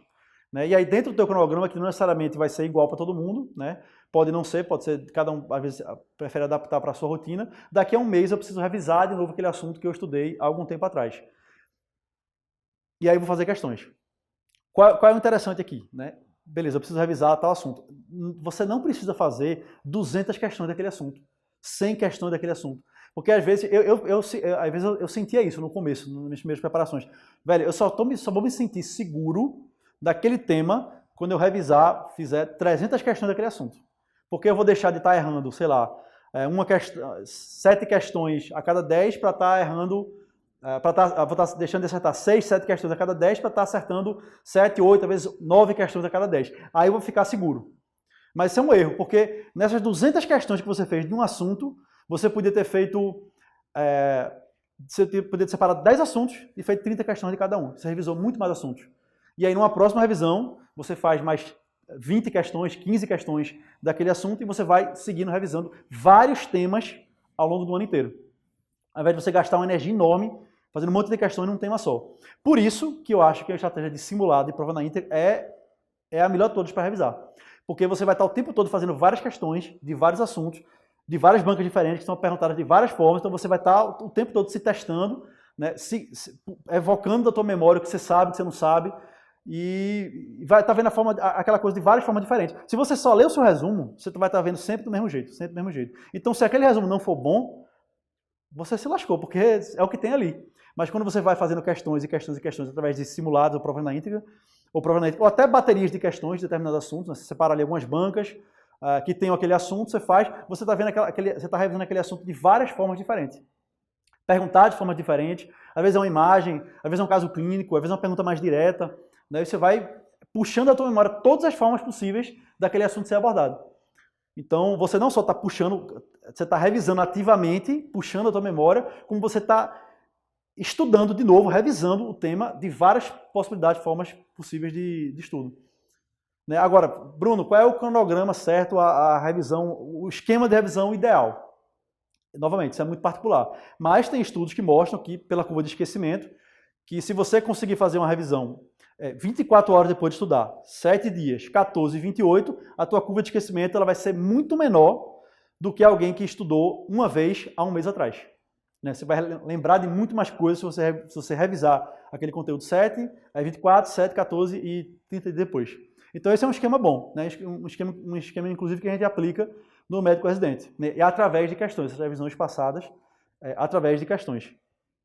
Então, existe disciplina, fazer um cronograma de revisão por questões quando você não tem um curso, né? Exige muita disciplina, porque você vai ter que programar toda vez, aquele assunto eu já estudei há tanto tempo, então tem que fazer tantas questões, esse outro aqui eu estudei há tanto tempo, então tem que fazer tantas questões. Exige disciplina você fazer isso, mas, ao meu ver, é a forma mais eficiente. Se você já puder ter, enfim, se seu curso disponibiliza para você essa opção, ótimo. Depois, meu cronograma de revisão está pronto aqui, por questões. Para mim, é a melhor forma. Mas, novamente, para mim, tá? Pessoalmente, mais importante do que fazer muitas questões do mesmo assunto é você fazer várias questões de vários assuntos. E então, tipo, eu vi, sei lá, doença imobiliária, já que a gente tá falando tanto. Vi a aula, digamos, sei lá, li a apostila, caso eu queira, fiz os flashcards. Eu já faço questões ali, tipo, vi a aula e faço questões? Ou, tipo, é melhor fazer um dia depois e aí realmente... Um dia, 7, 2 semanas, né, que tu falasse, isso. E 28. Se você assistir um conteúdo, né, ler uma apostila, assistir uma aula e for fazer questões direto, pode ser, contanto que você não deixe a próxima revisão para muito tempo depois. Né? Quando você revisa 24 horas depois, né, porque aqui não tem como a gente desenhar, mas você estudou uma coisa aqui, tá? E aí no outro dia, o nível de conhecimento que você tem sobre aquilo já baixou bastante. E aí se você revisita ele já sobe um pouquinho. Ele não volta para quando você terminou de estudar aquele assunto. Ele não volta lá para o topo, mas ele já volta um pouco mais acima do que no dia seguinte, né, que ele já caiu um bocado. Então se você, no dia seguinte, já estuda um pouquinho, a curva já volta de novo. E aí daqui a uma semana ela vai cair, aí estudei, volta mais um pouquinho. Né, a quantidade de coisas que você lembra daquele assunto. Então, fazer um dia depois, ou no mesmo dia, qual é o perfeito? Não tem, né? Não tem o perfeito, mas quando você segue o cronograma da curva de esquecimento, né, que foi mapeada já pelo ser humano, você tende, teoricamente, a lembrar mais do conteúdo. Então, a questão quando você faz quando você faz uma bateria de questões depois de estudar, você está revisando, o seu objetivo é revisar. Então, é melhor que dê um tempinho. Então, se você quer revisar, agora se você quer complementar o seu estudo, você quer aprofundar um pouco mais, beleza. Não tem a melhor estratégia. O importante é fazer questão. Até porque dependendo, pode dar uma falsa sensação de conhecimento também, né? Eu vi a aula aqui agora, acertei 10 questões, estou bem, não preciso revisar mais. Ainda mais, né? Se você assistir a aula, agora eu vou fazer 200 questões desse assunto. Você vai sair lá, meu irmão, um especialista naquele assunto. Agora, se você não voltar nele, daqui a 3 meses é como se eu não tivesse nem estudado aquele assunto, não vai lembrar de quase nada. E depois desse mês, como é que eu revisito o assunto? Prova na íntegra. Prova na íntegra. Prova na íntegra. Pode ter certeza, se o assunto for importante e você fizer uma prova na íntegra por semana ou mais, você vai ver aquele assunto várias vezes ao longo do ano. Então, assim, pelo menos acho que é o que vocês seguem aqui no médico, né? Vocês seguem esse cronograma 1, 7, 14, 28 e depois o aluno vai revisitar esses assuntos na prova na íntegra. Exatamente, Né? nos simulados e nas provas na íntegra. Né? A gente disponibiliza toda semana um simulado novo. Né? Nem todos fazem, né? Mas se cumprir aquela carga de questões, ele vai ter uma revisão muito eficiente, né? Porque ele vai ter seguido a curva de esquecimento, 24, 7, 14, 28, e ao longo do ano vai passar também o restante do ano vendo algumas questões pontuais e revisitando aquele assunto. Então, para resumir, assim, a revisão, ela acontece, ela não é aquele... Porque eu acho que a galera tem muito essa ideia da cabeça de que a revisão só começa em agosto. A revisão só começa a acontecer começar, em entendeu? setembro. Agora você vai ter muito mais trabalho, porque alguns assuntos você vai ter que estudar de novo, você não vai revisar. Tem que começar. Velho, eu estudei em janeiro, arbovirose, e só fui pegar de novo em setembro. Quando começar a revisão, deu médico. Você não vai nem lembrar a classificação da dengue mais, entendeu? Então vai ter que estudar de novo. Não é uma revisão. Então, né? a revisão acontece, na verdade, É o tempo todo. 24 horas após o que você estudou. O tempo todo. E se você estudou na quinta-feira um assunto, na sexta você fez a bateria de questões, e no sábado tem um simulado, tu está revisando no simulado. Então é o tempo todo. No sábado seguinte, no fim de semana seguinte, se eu fizer outra prova na íntegra, outro simulado, cair alguma questão naquele assunto, você vai estar revisando de novo. E aí eu me preparei o ano todo, fiz minhas revisões, fiz meus simulados na íntegra. Tô me preparando bem, tá chegando a reta final, começa a sair os editais. Eu mudo o que na minha estratégia? Como é que eu consigo aprimorar, né? Porque às vezes você começa com 40 no simulado, aí vai aumentando. Só que chega digamos que um platô, né? Não sei se vocês conseguem ver isso com os alunos de vocês, mas eu senti que chegava um momento que, atingia um platô. Eu, sei lá, tô com 70%, eu acerto 70%. Só que para minha especialidade, digamos que eu queira fazer dermatologia, só tem 2 vagas. Eu tenho que acertar 80, 90, tipo, eu tenho que crescer um pouco ali na reta final. O que é que tu recomenda? Vou lhe responder com outra pergunta. Você sabe por que você ficou no platô? Porque eu tô errando coisas específicas que eu sempre erro. Que você sempre erra.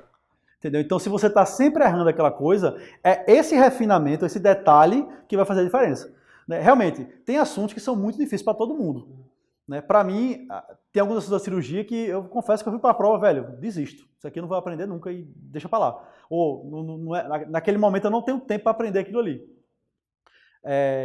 Mas se aquele assunto é importante, né, e você está errando, velho, tem que parar um pouquinho, voltar na teoria. Se só fazer as questões não está funcionando, tem que parar um pouquinho e voltar para a teoria. Porque é justamente isso que sair de 40 para 60 não é difícil.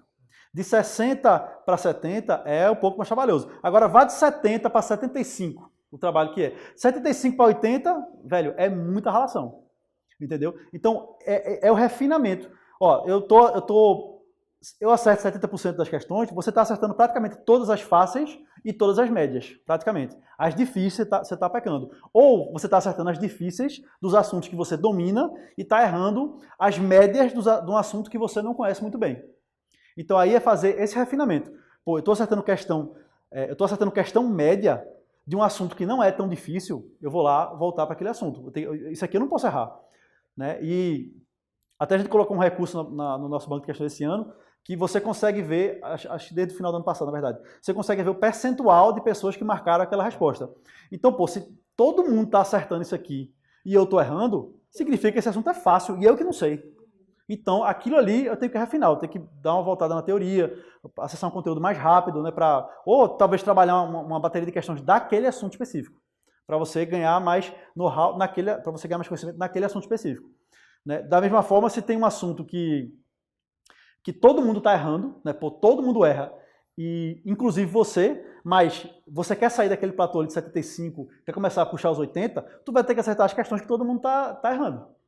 Entendeu? E às vezes a questão é difícil, o assunto é difícil, mas é esse refinamentozinho, né? E aí o caderno de erros ajuda muito nisso aí, porque você vai se conhecer, né? Velho, eu já vi essa questão aqui, essa mesma questão, eu já estou voltando aqui nesse meu caderno de erros pela 3ª vez. Então esse assunto aqui eu tenho uma certa dificuldade nele.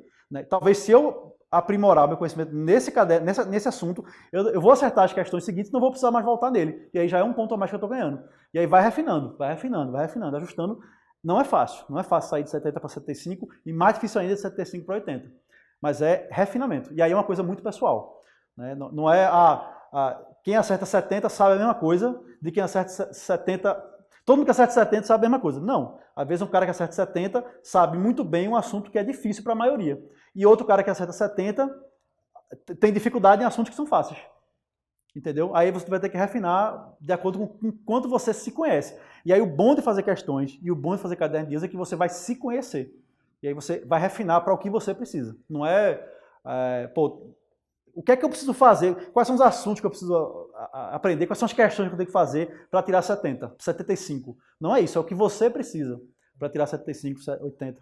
E acho que, tipo, o caderno de erros pode ser uma estratégia muito boa, né? Para essa reta final, né? Já que, idealmente, você vai começar ali com seus 40, mas você vai atingir o platô e você quer se diferenciar para poder garantir sua aprovação, né? Então, acho que talvez faça mais sentido, né? Porque você vai fazer um caderno de erros, se você errou 60% da prova, vai ficar muito grande, né?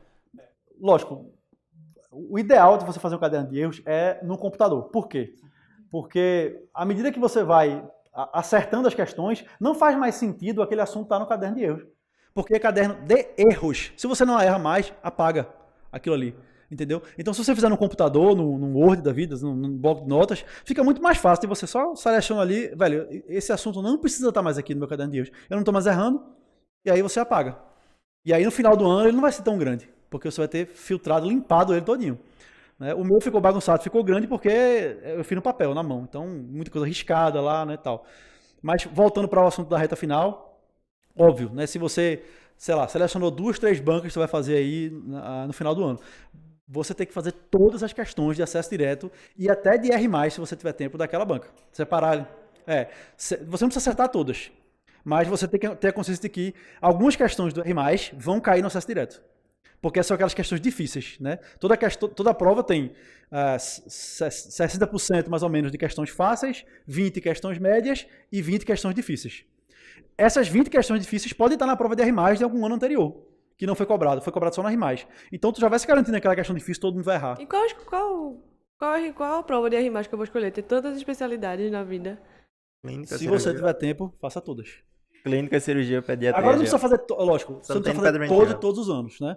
Clínica, pediatria, cirurgia e algumas não tem GO, né? Algumas provas não tem R+, de GO. E R+, de PED também? Tem R+, de PED, tem muita subespecialidade de PED. Não, só neuropédia, essas coisas assim, né? Então. Ah, tá. Mas tem. E aí você faz, os últimos 5 anos, né? Dependendo da banca, dificilmente uma prova de R+, tem 100 questões. Às vezes é 40, 25, 50. Né? Você consegue tirar 2 semanas ali, você consegue fazer muita questão. Né? Mesmo que você, meu foco no R+, não é tirar 80, é conhecer a prova, é saber o que é que vai ter lá na frente. É saber que, se essa questão cair aqui, né, essa questão mais difícil, ela cair na prova, eu já vou saber mais ou menos o que ele está querendo. Né? Você não precisa ser você vai fazer uma prova de acesso direto, você não precisa tirar um notaço numa prova de R+, você precisa conhecer. Isso é que é mais importante. Já que a gente está falando de reta final, de provas, por exemplo, digamos que eu não sou o cara que quer fazer só a 6 em Pernambuco, eu sou desapegado, para onde eu passar eu vou. Qual a estratégia que eu escolho para as provas que eu vou fazer? Faço várias provas, faço 10, 15 provas ou restringo o meu leque para eu conseguir focar mais em algumas? Bom, se você não tem apego nenhum, né, aonde você vai ficar, eu sugiro você não fazer muitas, mas escolher umas bancas que tenham muitas vagas. E que a concorrência não seja tão grande. Né? Aqui em Pernambuco é um lugar que tem muita vaga. Né? Algumas áreas não são tão corridas, outras são, mas tem muita vaga, né? De uma forma geral. São Paulo, né? O Sul de São Paulo tem muita vaga. Muita vaga. O Sul de Bahia tem muita vaga. Né? Tem várias bancas que tem muitas vagas. Então, se o importante é passar, você pode ter 2 estratégias. Ou você vai naquelas bancas que tem muita vaga, que a chance de você passar é grande, ou você vai naquelas, né, mais... sem preconceito, lá mais para o norte do país, ou para o extremo sul, que não tem tanta concorrência. Né? Aí a chance de você passar num lugar que tem menos concorrência são residências menos visadas, né? Digamos assim. Exatamente. Se você quer só seu título de especialista, né, aí vá onde tem mais chance de você passar. Já com esse caso de pessoas que fizeram 16 provas no final do ano. Né? É uma loucura. Para mim isso é uma loucura, porque além do gasto de dinheiro que é você se inscrever em 16 provas, né, hospedagem, passagem, tudo, velho, imagina a cabeça de uma... emocional, né? Às vezes no fim de semana tem 2 provas, né? E no meio da semana tem outra e tal. É puxado. E aí acaba que, velho, escolha 5. Escolha 5 no máximo. 5, 6 provas no máximo. né? E aí, quando for na semana da véspera daquela prova, você pega as provas antigas todas ali, faz tudinho, né? Mesmo que você não tenha um bom desempenho, mas você chega lá com um nível de consciência maior daquela prova, né? Você não vai errar por bobeira, não vou errar porque eu não vi isso aqui, porque é um vacilo. Você tem todas as provas antigas da banca. Você tem um tempinho ali, uma semana antes, você pelo menos não olhar as questões, aí chega a ser um vacilo. E tu acha que faz sentido, sei lá, foi o caso da gente, que a gente voltou a fazer concurso agora, né? Terminou o curso, voltou a fazer prova. A gente fez uma prova ali que foi no final de outubro, para poder sentir como era e tudo. Se passasse, ótimo, mas tu acha que faz sentido você se preparar assim, vou fazer uma prova só para sentir como é que eu tô, como é que eu vou desempenhar, se tá certo, fazer alguns ajustes finais, refinar. Se conhecer é a melhor coisa que você pode fazer. Porque se você vai lá, senta para fazer uma prova, o seu nervosismo vai ser, mesmo que seja por teste, você vai ter o mesmo nervoso, para não dizer outra coisa, do que na prova na Vera. Né? Quando você senta na banca, o fiscal toca a sirene, o fiscal bota a banca na sua mesa, a sensação é igual. Pode ser uma prova de colégio, pode ser uma prova para juiz federal. A sensação é a mesma. Então você vai se conhecer. Velho, eu vou me conhecer, eu sei a sensação que eu vou sentir, né? Eu sei o meu tempo de prova, eu vou entender que, será que se eu fizer com a estratégia de sair olhando questão por questão, antes de marcar, será que isso não é melhor para mim do que sair tentando acertar todas de uma vez? De alguma forma você vai se conhecer. Né? Não só a prova, mas também você vai se conhecer, vai entender o que é que você sente, o que é que você faz, o que é que você precisa melhorar de tempo.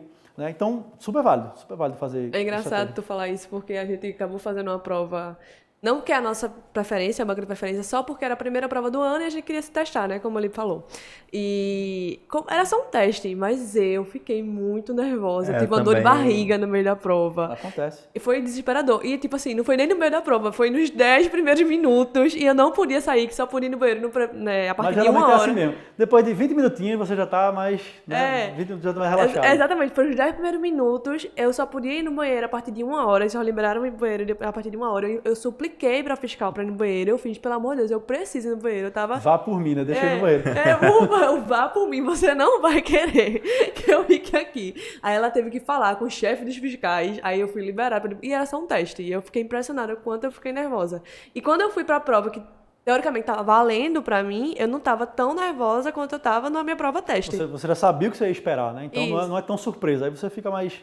O que incomoda às vezes também é a surpresa, né? O que é que eu vou esperar, a expectativa. Quando você já conhece, a expectativa é menor, dá uma tranquilidade. E acho que são algumas sensações que voltam, né? Acho que quando eu também fiquei nervoso, e tipo, eu nunca fui ficar nervoso em prova na época do vestibular, mas quando eu vi, o fiscal, não sei o que, o saco de provas tá fechado, eu tive a sensação que eu tava de volta no Enem. Um gatilho, assim, muito grande, muito. Quando eu vi aquele saco de prova, vou escolher um aluno agora, um participante, né? Pra poder estar fechado. Ai, só aquele negócio. Dá muito nervoso. Aquele reloginho. E você tá sentindo algo parecido agora, né? Só falando. Aquele reloginho, faltam 4 horas e meia. Aí, tipo, em vez de fazer uma hora regressiva, véi, chega a me dar uma angústia, uma gastrite, sabe? Uma gastura. E isso é a mesma coisa da questão, né? Você vai sentir esse incômodo, essa dor. Enquanto se você passa por isso várias vezes, o esperado é que, nas próximas seja mais tranquilo. Né? Então, se você faz um monte de questão ao longo do ano, o esperado é que na prova as questões sejam mais tranquilas para você, comparado com alguém que não fez tantas questões, ou que, como acontece, não fez nenhuma questão ao longo do ano. Mas aí eu me preparei bem, comecei a fazer o curso lá no começo do ano, vi as aulas, fiz as questões, revisitei as questões, fazia as provas na íntegra, escolhi as provas que eu vou fazer, fiz minhas provas testes, mas muitas vezes a cabeça durante o ano dá uma fraquejada, né? E como é que eu lido com isso? Como é que eu lido com eu não vou conseguir, não vai dar certo? Como é que eu lido com fracasso no simulado, com as 40 questões que eu acertei só? Como é que... Pronto, aí a palavra-chave que é resiliência. Né?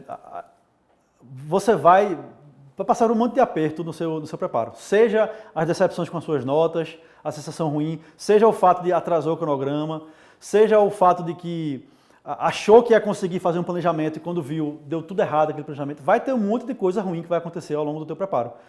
E se você não tiver a cabeça, né, focada no teu objetivo e entender que, velho, isso acontece com todo mundo, né? Eu, sinceramente, eu acho que eu não conheço ninguém que conseguiu seguir um cronograma inteiro que ele planejou no começo do ano até o final do ano. Eu não conheço ninguém que conseguiu fazer isso. Não conheço ninguém que já começou o ano com nota boa no simulado, com nota boa na prova, né? Já, velho, confiante. Na primeira prova, janeiro, já estou passado, não conheço ninguém. Não conheço também ninguém que não se atrasou no cursinho. Então isso vai acontecer com todos, com todo mundo. O candidato que chega no final do ano bem preparado, não vou dizer nem confiante, porque essa confiança, por mais que a gente esteja preparado, tal, sempre vai ter uma insegurançazinha no final do ano. Mas o candidato que chega bem para uma prova, por mais que ele não saiba disso, o candidato que chega bem para uma prova é aquele que conseguiu superar todas as dificuldades do caminho e não largou. Né? Por exemplo, fiz o primeiro simulado, fui mal, velho, eu vou seguir estudando, mas simulado eu não faço mais não. Simulado, no máximo questão do assunto que eu acabei de ver, mas simulado eu não faço mais não. Então esse candidato ficou no meio do caminho ali, né? Desistiu do simulado. Chegou em maio, acontece muito, né? Maio é o mês da desistência da galera. Chegou em maio, eu tô com 40, 50, 60% do meu cronograma atrasado, velho, eu vou deixar o próximo ano. Vou fazer... O que eu vou fazer aqui agora? Já estou quase na metade do ano. Eu não consegui nem ver metade do cronograma do cursinho. É melhor deixar para o próximo ano. Aí muita gente sai, desiste de preparação em maio também. Mas a maioria das pessoas chega em maio muito atrasado. Muito, muito, muito atrasado. Então, os que continuam, né, velho, isso aqui foi uma dificuldade. Isso aqui foi uma dificuldade, eu estou atrasado pra caramba, isso faz parte, todo mundo está atrasado, mas eu vou continuar. Mesmo que eu não tire meu atraso, eu continue daqui para frente, seguindo no cursinho. Esse candidato chega bem preparado na prova, chega diferenciado. Então, o preparo mental ao longo do ano é para ter resiliência das dificuldades que você vai ter, porque são muitas mesmo. Ainda mais aquele candidato de primeira viagem, né, que está no 6º ano, ou que está fazendo a prova pela primeira vez, que não tem tanta experiência, ele vai passar por um monte de coisa. E se ele não entender que tudo aquilo faz parte, que tudo aquilo precisa ser superado, ele fica no meio do caminho. Acho que muitas vezes a gente está passando por alguma coisa e acho que vai ser o pior momento da nossa vida, né? Só que depois você vê e vai... Exatamente, passa, só foi, né? passou. A coisa passa e, enfim, quando você olha para trás, você, velho, foi a melhor coisa que eu fiz, foi ter continuado e seguido e passar daquele obstáculo e dar certo. Acho que uma dica também é fazer terapia, né? Sim, ajuda. Ajuda bastante. Ajuda. E aí, terapia acho que engloba várias coisas, né? Acho que às vezes não adianta você ficar bitolado só com a preparação para residência médica, né? Existe uma vida, se você já é médico formado... Também... Se você já é médico formado, é só mais uma prova que eu tô fazendo. Mas eu já sou médico, eu tenho minha profissão, eu ganho dinheiro e, enfim, tô bem assim, a vida né? não pode parar, né? Você não pode deixar de fazer sua vida social, seus exercícios. Se você costuma ler outras coisas que não sejam assunto médico, você continua lendo, né? Sua vida não pode parar, né? A coisa continua. E se você pode fazer terapia, né? E você usa bem a terapia, porque eu já fiz isso e conheço muita gente que ainda faz isso, chega na terapia e não conta a realidade do que está acontecendo, né? Como se, velho, eu vou mostrar para a terapeuta que está dando certo, que o que eu estou fazendo está certo. Né? Já me passei fazendo por isso, já passei por isso, já fiz isso. E conheço muita gente que faz isso ainda, vai para a terapia e não fala a verdade. Né? E o que acontece? Você não se conhece. Né? As pessoas de sucesso, né? E vamos só mudar um pouquinho para o sucesso, né? Sucesso não é só passar na prova de residência, sucesso é muito mais do que isso, né? Você vai ter a residência para fazer, você vai ter toda a tua carreira pela frente, você vai ter outras dificuldades, talvez até bem maiores do que a residência ao longo da tua vida de profissional.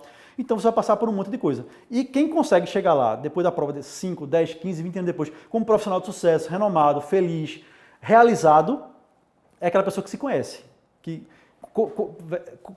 se conheceu ao longo do processo, conseguiu superar as dificuldades e entendeu que cada momento ruim que ele passou é uma fase que todo mundo passa e que eu vou superar. Alguns não superam, né? Infelizmente, muita gente, como eu fiz até, bota uma especialidade que não é a que ele quer só para ser aprovado. Só para ser aprovado. Dá uma falsa sensação, eu fiz isso, eu estou falando por experiência própria. Por quê? Eu não quero estudar mais 1 ou 2 anos. Mas, velho, os próximos talvez. A gente, nossa geração, vai trabalhar até os 90, se brincar. Então, tu tá com 25, 30 anos agora, tu vai passar uns 60, 65 anos, 50, 50... Eu sou muito ruim de conta, viu? Putz, grila. Matemática para médico. E era nefrologista, queria anestese, e é ruim de conta. Exatamente, né? Então, você deixar de passar por uma dor, que é ser reprovado agora, em prol de todo o resto da tua vida, velho, isso vai te trazer muita frustração ao longo do caminho. Então, isso faz parte do processo de você se conhecer. Né? Pô, é só uma fase. Mesmo que eu não passe a primeira, que eu demore 2, 3, 4 anos para passar, como acontece? Às vezes a pessoa só quer, velho, eu só quero se for tal especialidade naquele hospital. Se não for ali, eu não quero mais nada. E aí é difícil passar ali. Aí tem que estudar mais mesmo, acontece. mas ele vai estar fazendo o que ele quer, no hospital que ele quer, e vai seguir o resto da vida dele na área que ele quer. Então, no final das contas, ele vai ser muito mais realizado. Tu falasse isso de se preparar alguns anos. Eu tenho um colega de plantão que, inclusive, quer anestésio também e realmente estava no terceiro ano. E ela passou esse ano, né? Foi, tipo, muito legal. E ela estava comentando que estava começando a pensar, pô, será que eu não faço clínica? Ela é casada, meu marido já tem especialidade e tal, não sei o que, já estou tentando há 3 anos. A pessoa vai se sentindo, vai ficando mais velha também, né? Mas aí, tipo, ela continuou naquela, né? Tipo, pô, vou tentar e deu certo, né? Então, tipo, acho que se você tá direitinho ali, se prepara, etc. Faz o que tem pra fazer e principalmente foca na mentalidade, né? Que às vezes acontece de algumas pessoas estarem bem preparadas, chegar na hora da prova, acontecer alguma coisa e errou tudo. Não foi bem na prova porque a cabeça não tava boa, né? Exatamente. E isso é um obstáculo, como também ir mal no simulado é um obstáculo, como também atrasar todo o cronograma é um obstáculo, como passar por uma dificuldade pessoal e aí parar por um momento de estudar também é um obstáculo, mas continue-se, supera-se e continua. Se você conseguir ter constância em tudo que você faz, não ficar trocando de especialidade como eu fiz, se você conseguir ter constância em tudo que você faz, agora eu já me encontrei. Me encontrei não só no ensino, mas também no empreendedorismo. Eu acho que eu não vou... se por um dia eu não tiver mais no MR, por alguma coisa, algum motivo da vida, eu não tiver mais no MR, talvez eu vá empreender em outra coisa. Mas eu me encontrei no empreendedorismo. E talvez até eu vá empreender com uma coisa de ensino, não sei. Agora eu estou satisfeito, estou realizado, estou feliz. Mas é a constância de fazer aquilo que você gosta. Entendeu? Você quer anestésio, você quer dermatologia, você quer radiologia, você quer uma especialidade que é difícil, todo mundo vai passar por dificuldade, mas constância nas coisas, superando cada um dos obstáculos, na constância, você chega, uma hora você chega lá. E um recado agora, principalmente no ano de 2022, não pós-pandemia, ainda estamos em pandemia, para as pessoas que já é um ano que mal começou e a galera já tá com o assunto atrasado, sabe? Qual é o recado, assim, que tu deixa para esse pessoal? Primeira coisa, não se desespere, tá? Como eu falei, a gente vê isso todo ano, né? Muita gente atrasa no começo, atrasa no meio, atrasa no final, todos os momentos vai ter um pouco de atraso. Então, aí você fazer uma programação, né?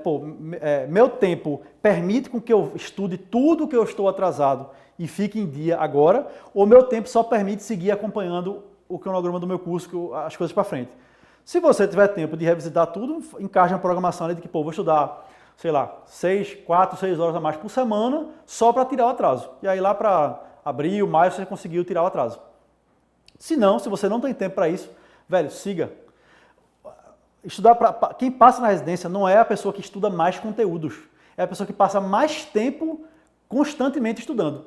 Então, se fevereiro, né, final de fevereiro, março, como a gente está agora, atrasou, mas se agora ele começar a estudar e manter essa constância até o final do ano, ele vai estar numa constância de estudo muito maior do que muitas pessoas que começaram a estudar no começo, mas tiveram algumas interrupções no meio do caminho, Então, é muito mais importante você ter uma constância nos estudos do que você estudar muita coisa.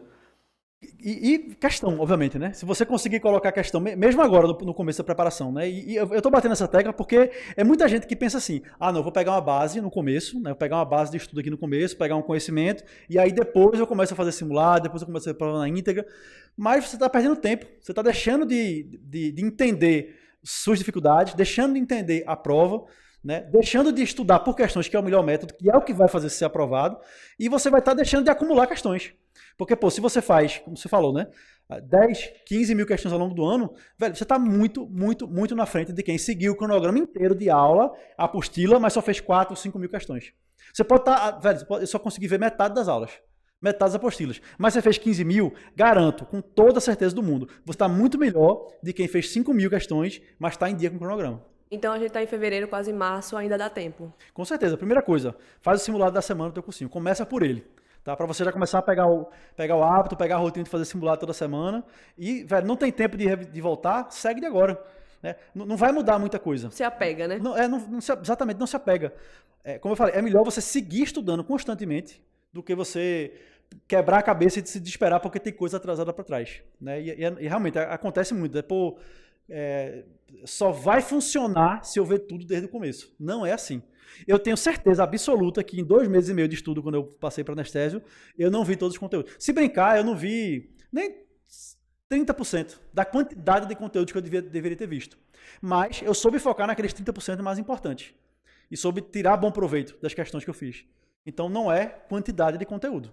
É a forma como você vai se preparar ao longo do ano. Não é, novamente, não é quando começa. É como vai fazer o negócio. Bacana, né?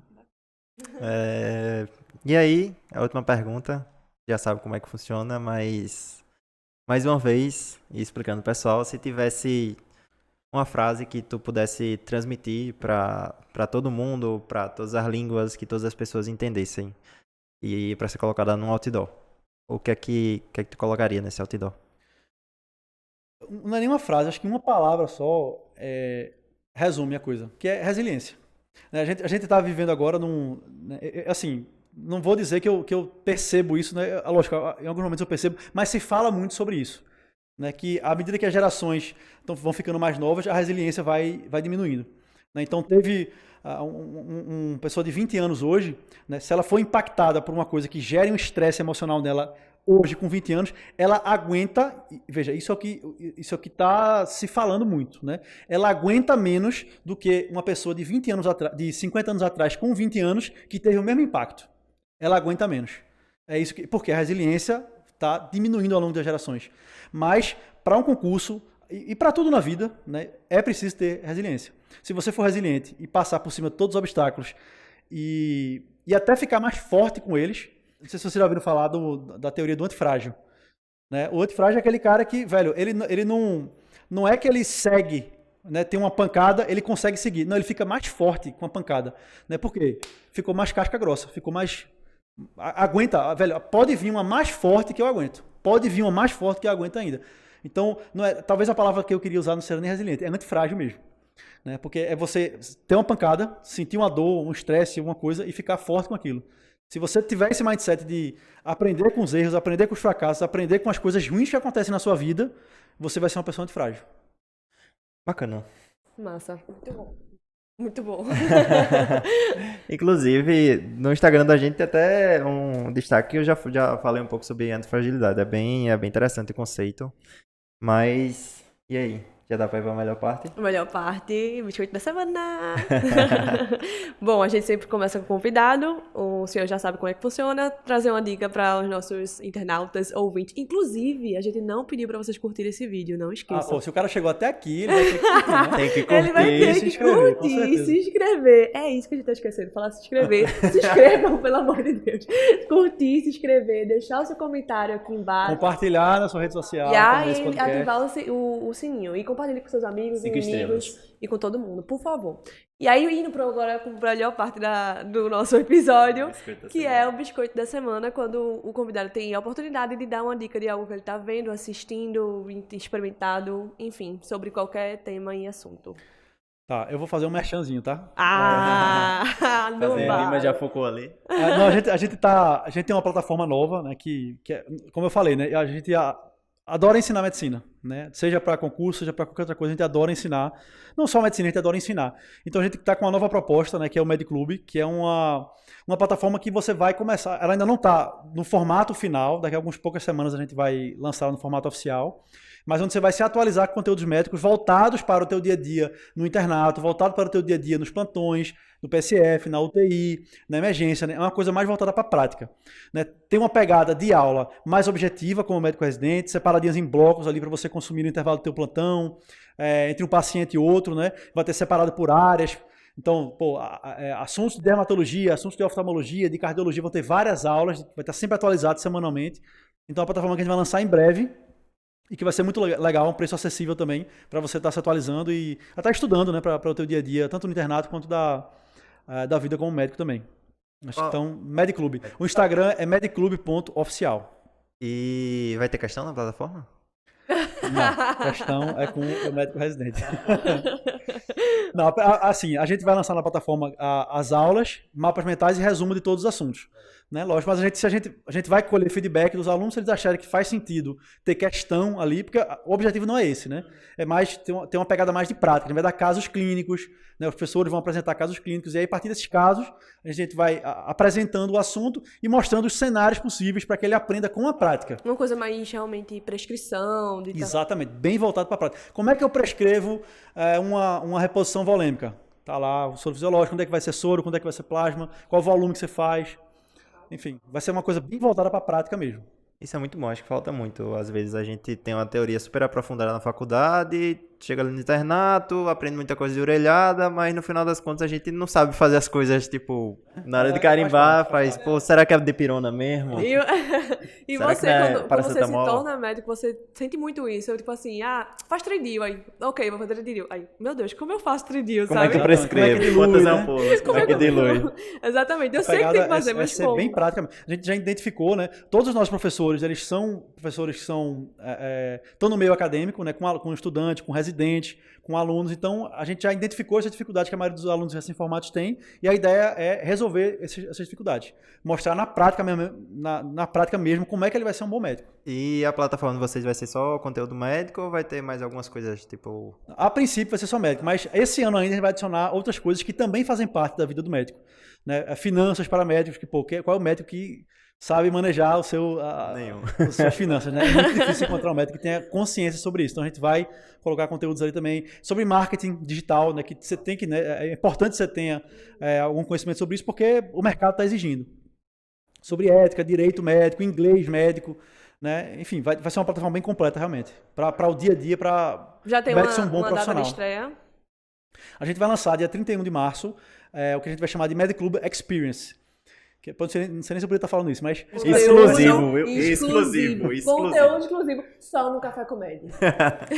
Vai ser como o próprio nome diz, uma experiência gratuita, né? A gente vai liberar um monte de conteúdo lá gratuito para todo mundo acessar, conhecer a plataforma. Posteriormente, eu acredito que em final de maio a gente vai lançar uma versão paga por assinatura, que ele vai ter acesso a mais conteúdos, mais aulas e vai ser atualizada semanalmente. Mas nesse Med Club Experience, já vai ter dezenas de aulas para ele conhecer, acessar e se atualizar.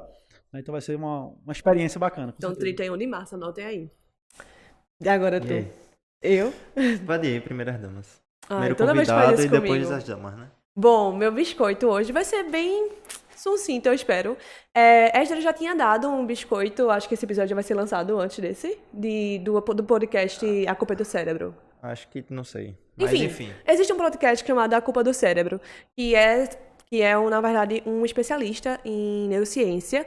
E ele fala muitas coisas sobre técnicas de estudo, sobre como aproveitar melhor o seu dia, como consigo acordar mais cedo e etc. Existe um episódio específico que eu gostei muito, e aí tem muito a ver sobre o podcast que a gente está gravando aqui hoje com o Dr. Bruno, que fala sobre técnicas e as melhores técnicas de estudo. A gente falou muita coisa aqui, mas eu acho que eu acredito que ele dá um embasamento mais científico sobre o que a gente está falando hoje e faz muito sentido. É o episódio 14. Eu escutei no podcast do Spotify, tá? Mas eu acredito que deve ter em outras plataformas também. Episódio 14, técnicas de estudo. Vale muito a pena escutar. Você aprende lá sobre o que a gente falou sobre questões, e aí ele dá um nome sobre isso, né, que é o efeito teste, e tem outra tática que é a página em branco, que é basicamente você... Enfim, vocês vão escutar, vocês vão dar uma checada lá e conseguir embasar tudo que a gente falou e se alimentar também. Acho que acredito que quando você aprende mais sobre como... Se conhece e aprende mais sobre as técnicas de estudo. E o porquê, né? E o porquê você está fazendo isso. Não, porque Bruno falou que era importante fazer questão, então eu vou fazer questão. Não. Entendeu? Sabe? Entender por que você está fazendo isso, que realmente funciona, de onde vem, qual foi o estudo e tal. Acredito que dê mais certo. Pelo menos pra mim, funciona mais. Meu biscoito também vai ser um podcast. E é um podcast que eu comecei a ouvir recentemente. Já que a gente falou algumas coisas sobre não estar preparado, sobre ser muito imaturo.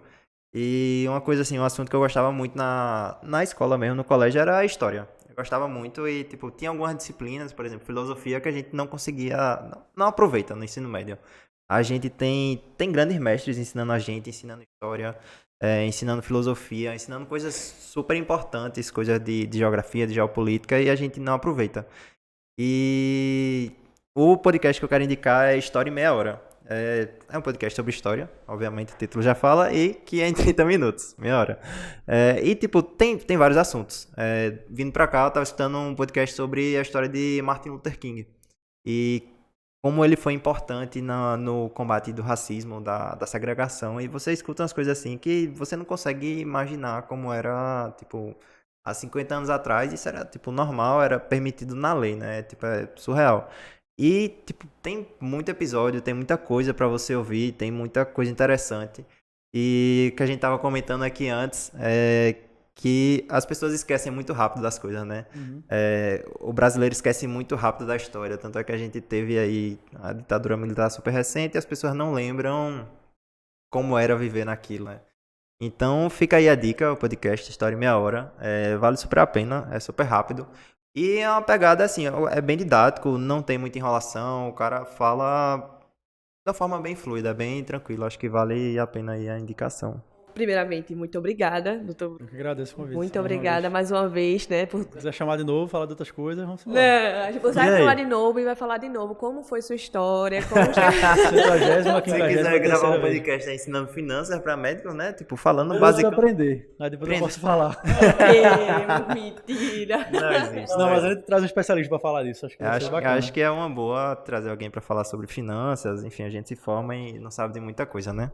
Mas agradecer realmente por estar aqui mais uma vez, por estar ajudando a gente aqui a crescer, a essa parceria que está sendo muito boa pra gente, né? O importante é isso, é quando 1 mais 1 dá 3. A gente tá somando aqui esforços e tá sendo muito bom pros dois lados. Acho que 1 mais 1 tá dando muito mais que 3 aqui. Tá mas dando muito mais. tá sendo ótimo. E pra gente é uma realidade muito legal e prazer receber aqui finalmente no estúdio, né? Nos estúdios Geométrico Residente. Um som de qualidade agora, né? Com som de qualidade, exatamente. Tá bom o som, né, Dudu? Ficou bom, né? Pronto. Queria deixar mais algum recado aí pro pessoal que vai fazer prova, que tá se preparando, alguma coisa? Bom, eu vou bater muito nessa tecla de você não deixar com que as coisas, os percalços do caminho te abalem. Né? Acontece muito isso, uma dificuldade desanima, assim, isso não é uma coisa banal, né? As pessoas desanimam mesmo com algumas dificuldades, né? Pô, você lembra no começo da pandemia como foi, né? Era mais ou menos março, quando estourou aqui, março de 2020. Né? Março, abril já é uma época que a pessoa já tem dificuldade para estudar, está começando a acumular, e aí vem uma pandemia, né? Pô, um abalo muito forte. Mas muitas pessoas continuaram estudando, muitas foram aprovadas, por quê? Superaram a dificuldade, superaram aquele momento ruim de crise e continuaram seguindo. Então, independente do momento que você está agora, se está um momento ruim, você está com muita dificuldade agora, fica tranquilo, entende esse momento e tem consciência de que ele vai passar. E se esforça para passar por ele. É mais importante. E aprende com o erro ou com a situação. Onde é que a gente pode te encontrar nas redes sociais? Tem um @? Tem alguma coisa aí para divulgar?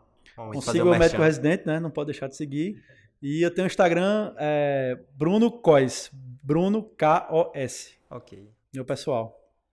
Para finalizar, vocês já sabem, curtam esse vídeo, compartilhem com seus amigos, se inscrevam no canal, tá? Compartilhem no Instagram, no WhatsApp, avaliem a gente, com certeza vai ter aí onde você está escutando, em qualquer lugar, em qualquer plataforma, algum momento que você possa avaliar a gente, 5 estrelas, enfim, like, etc. Então, não se esqueçam de nos ajudar também, viu? Agradecer aí também os meninos dos bastidores, sempre proporcionando aqui se tornar realidade, Dimas, Dudu. E é só isso. Lembre de seguir a gente no Instagram, @cafécommed, @médico residente, mediclube.oficial, né? Mediclube.oficial. E é só isso, gente. Valeu. Valeu, pessoal. Até a próxima. Tchau.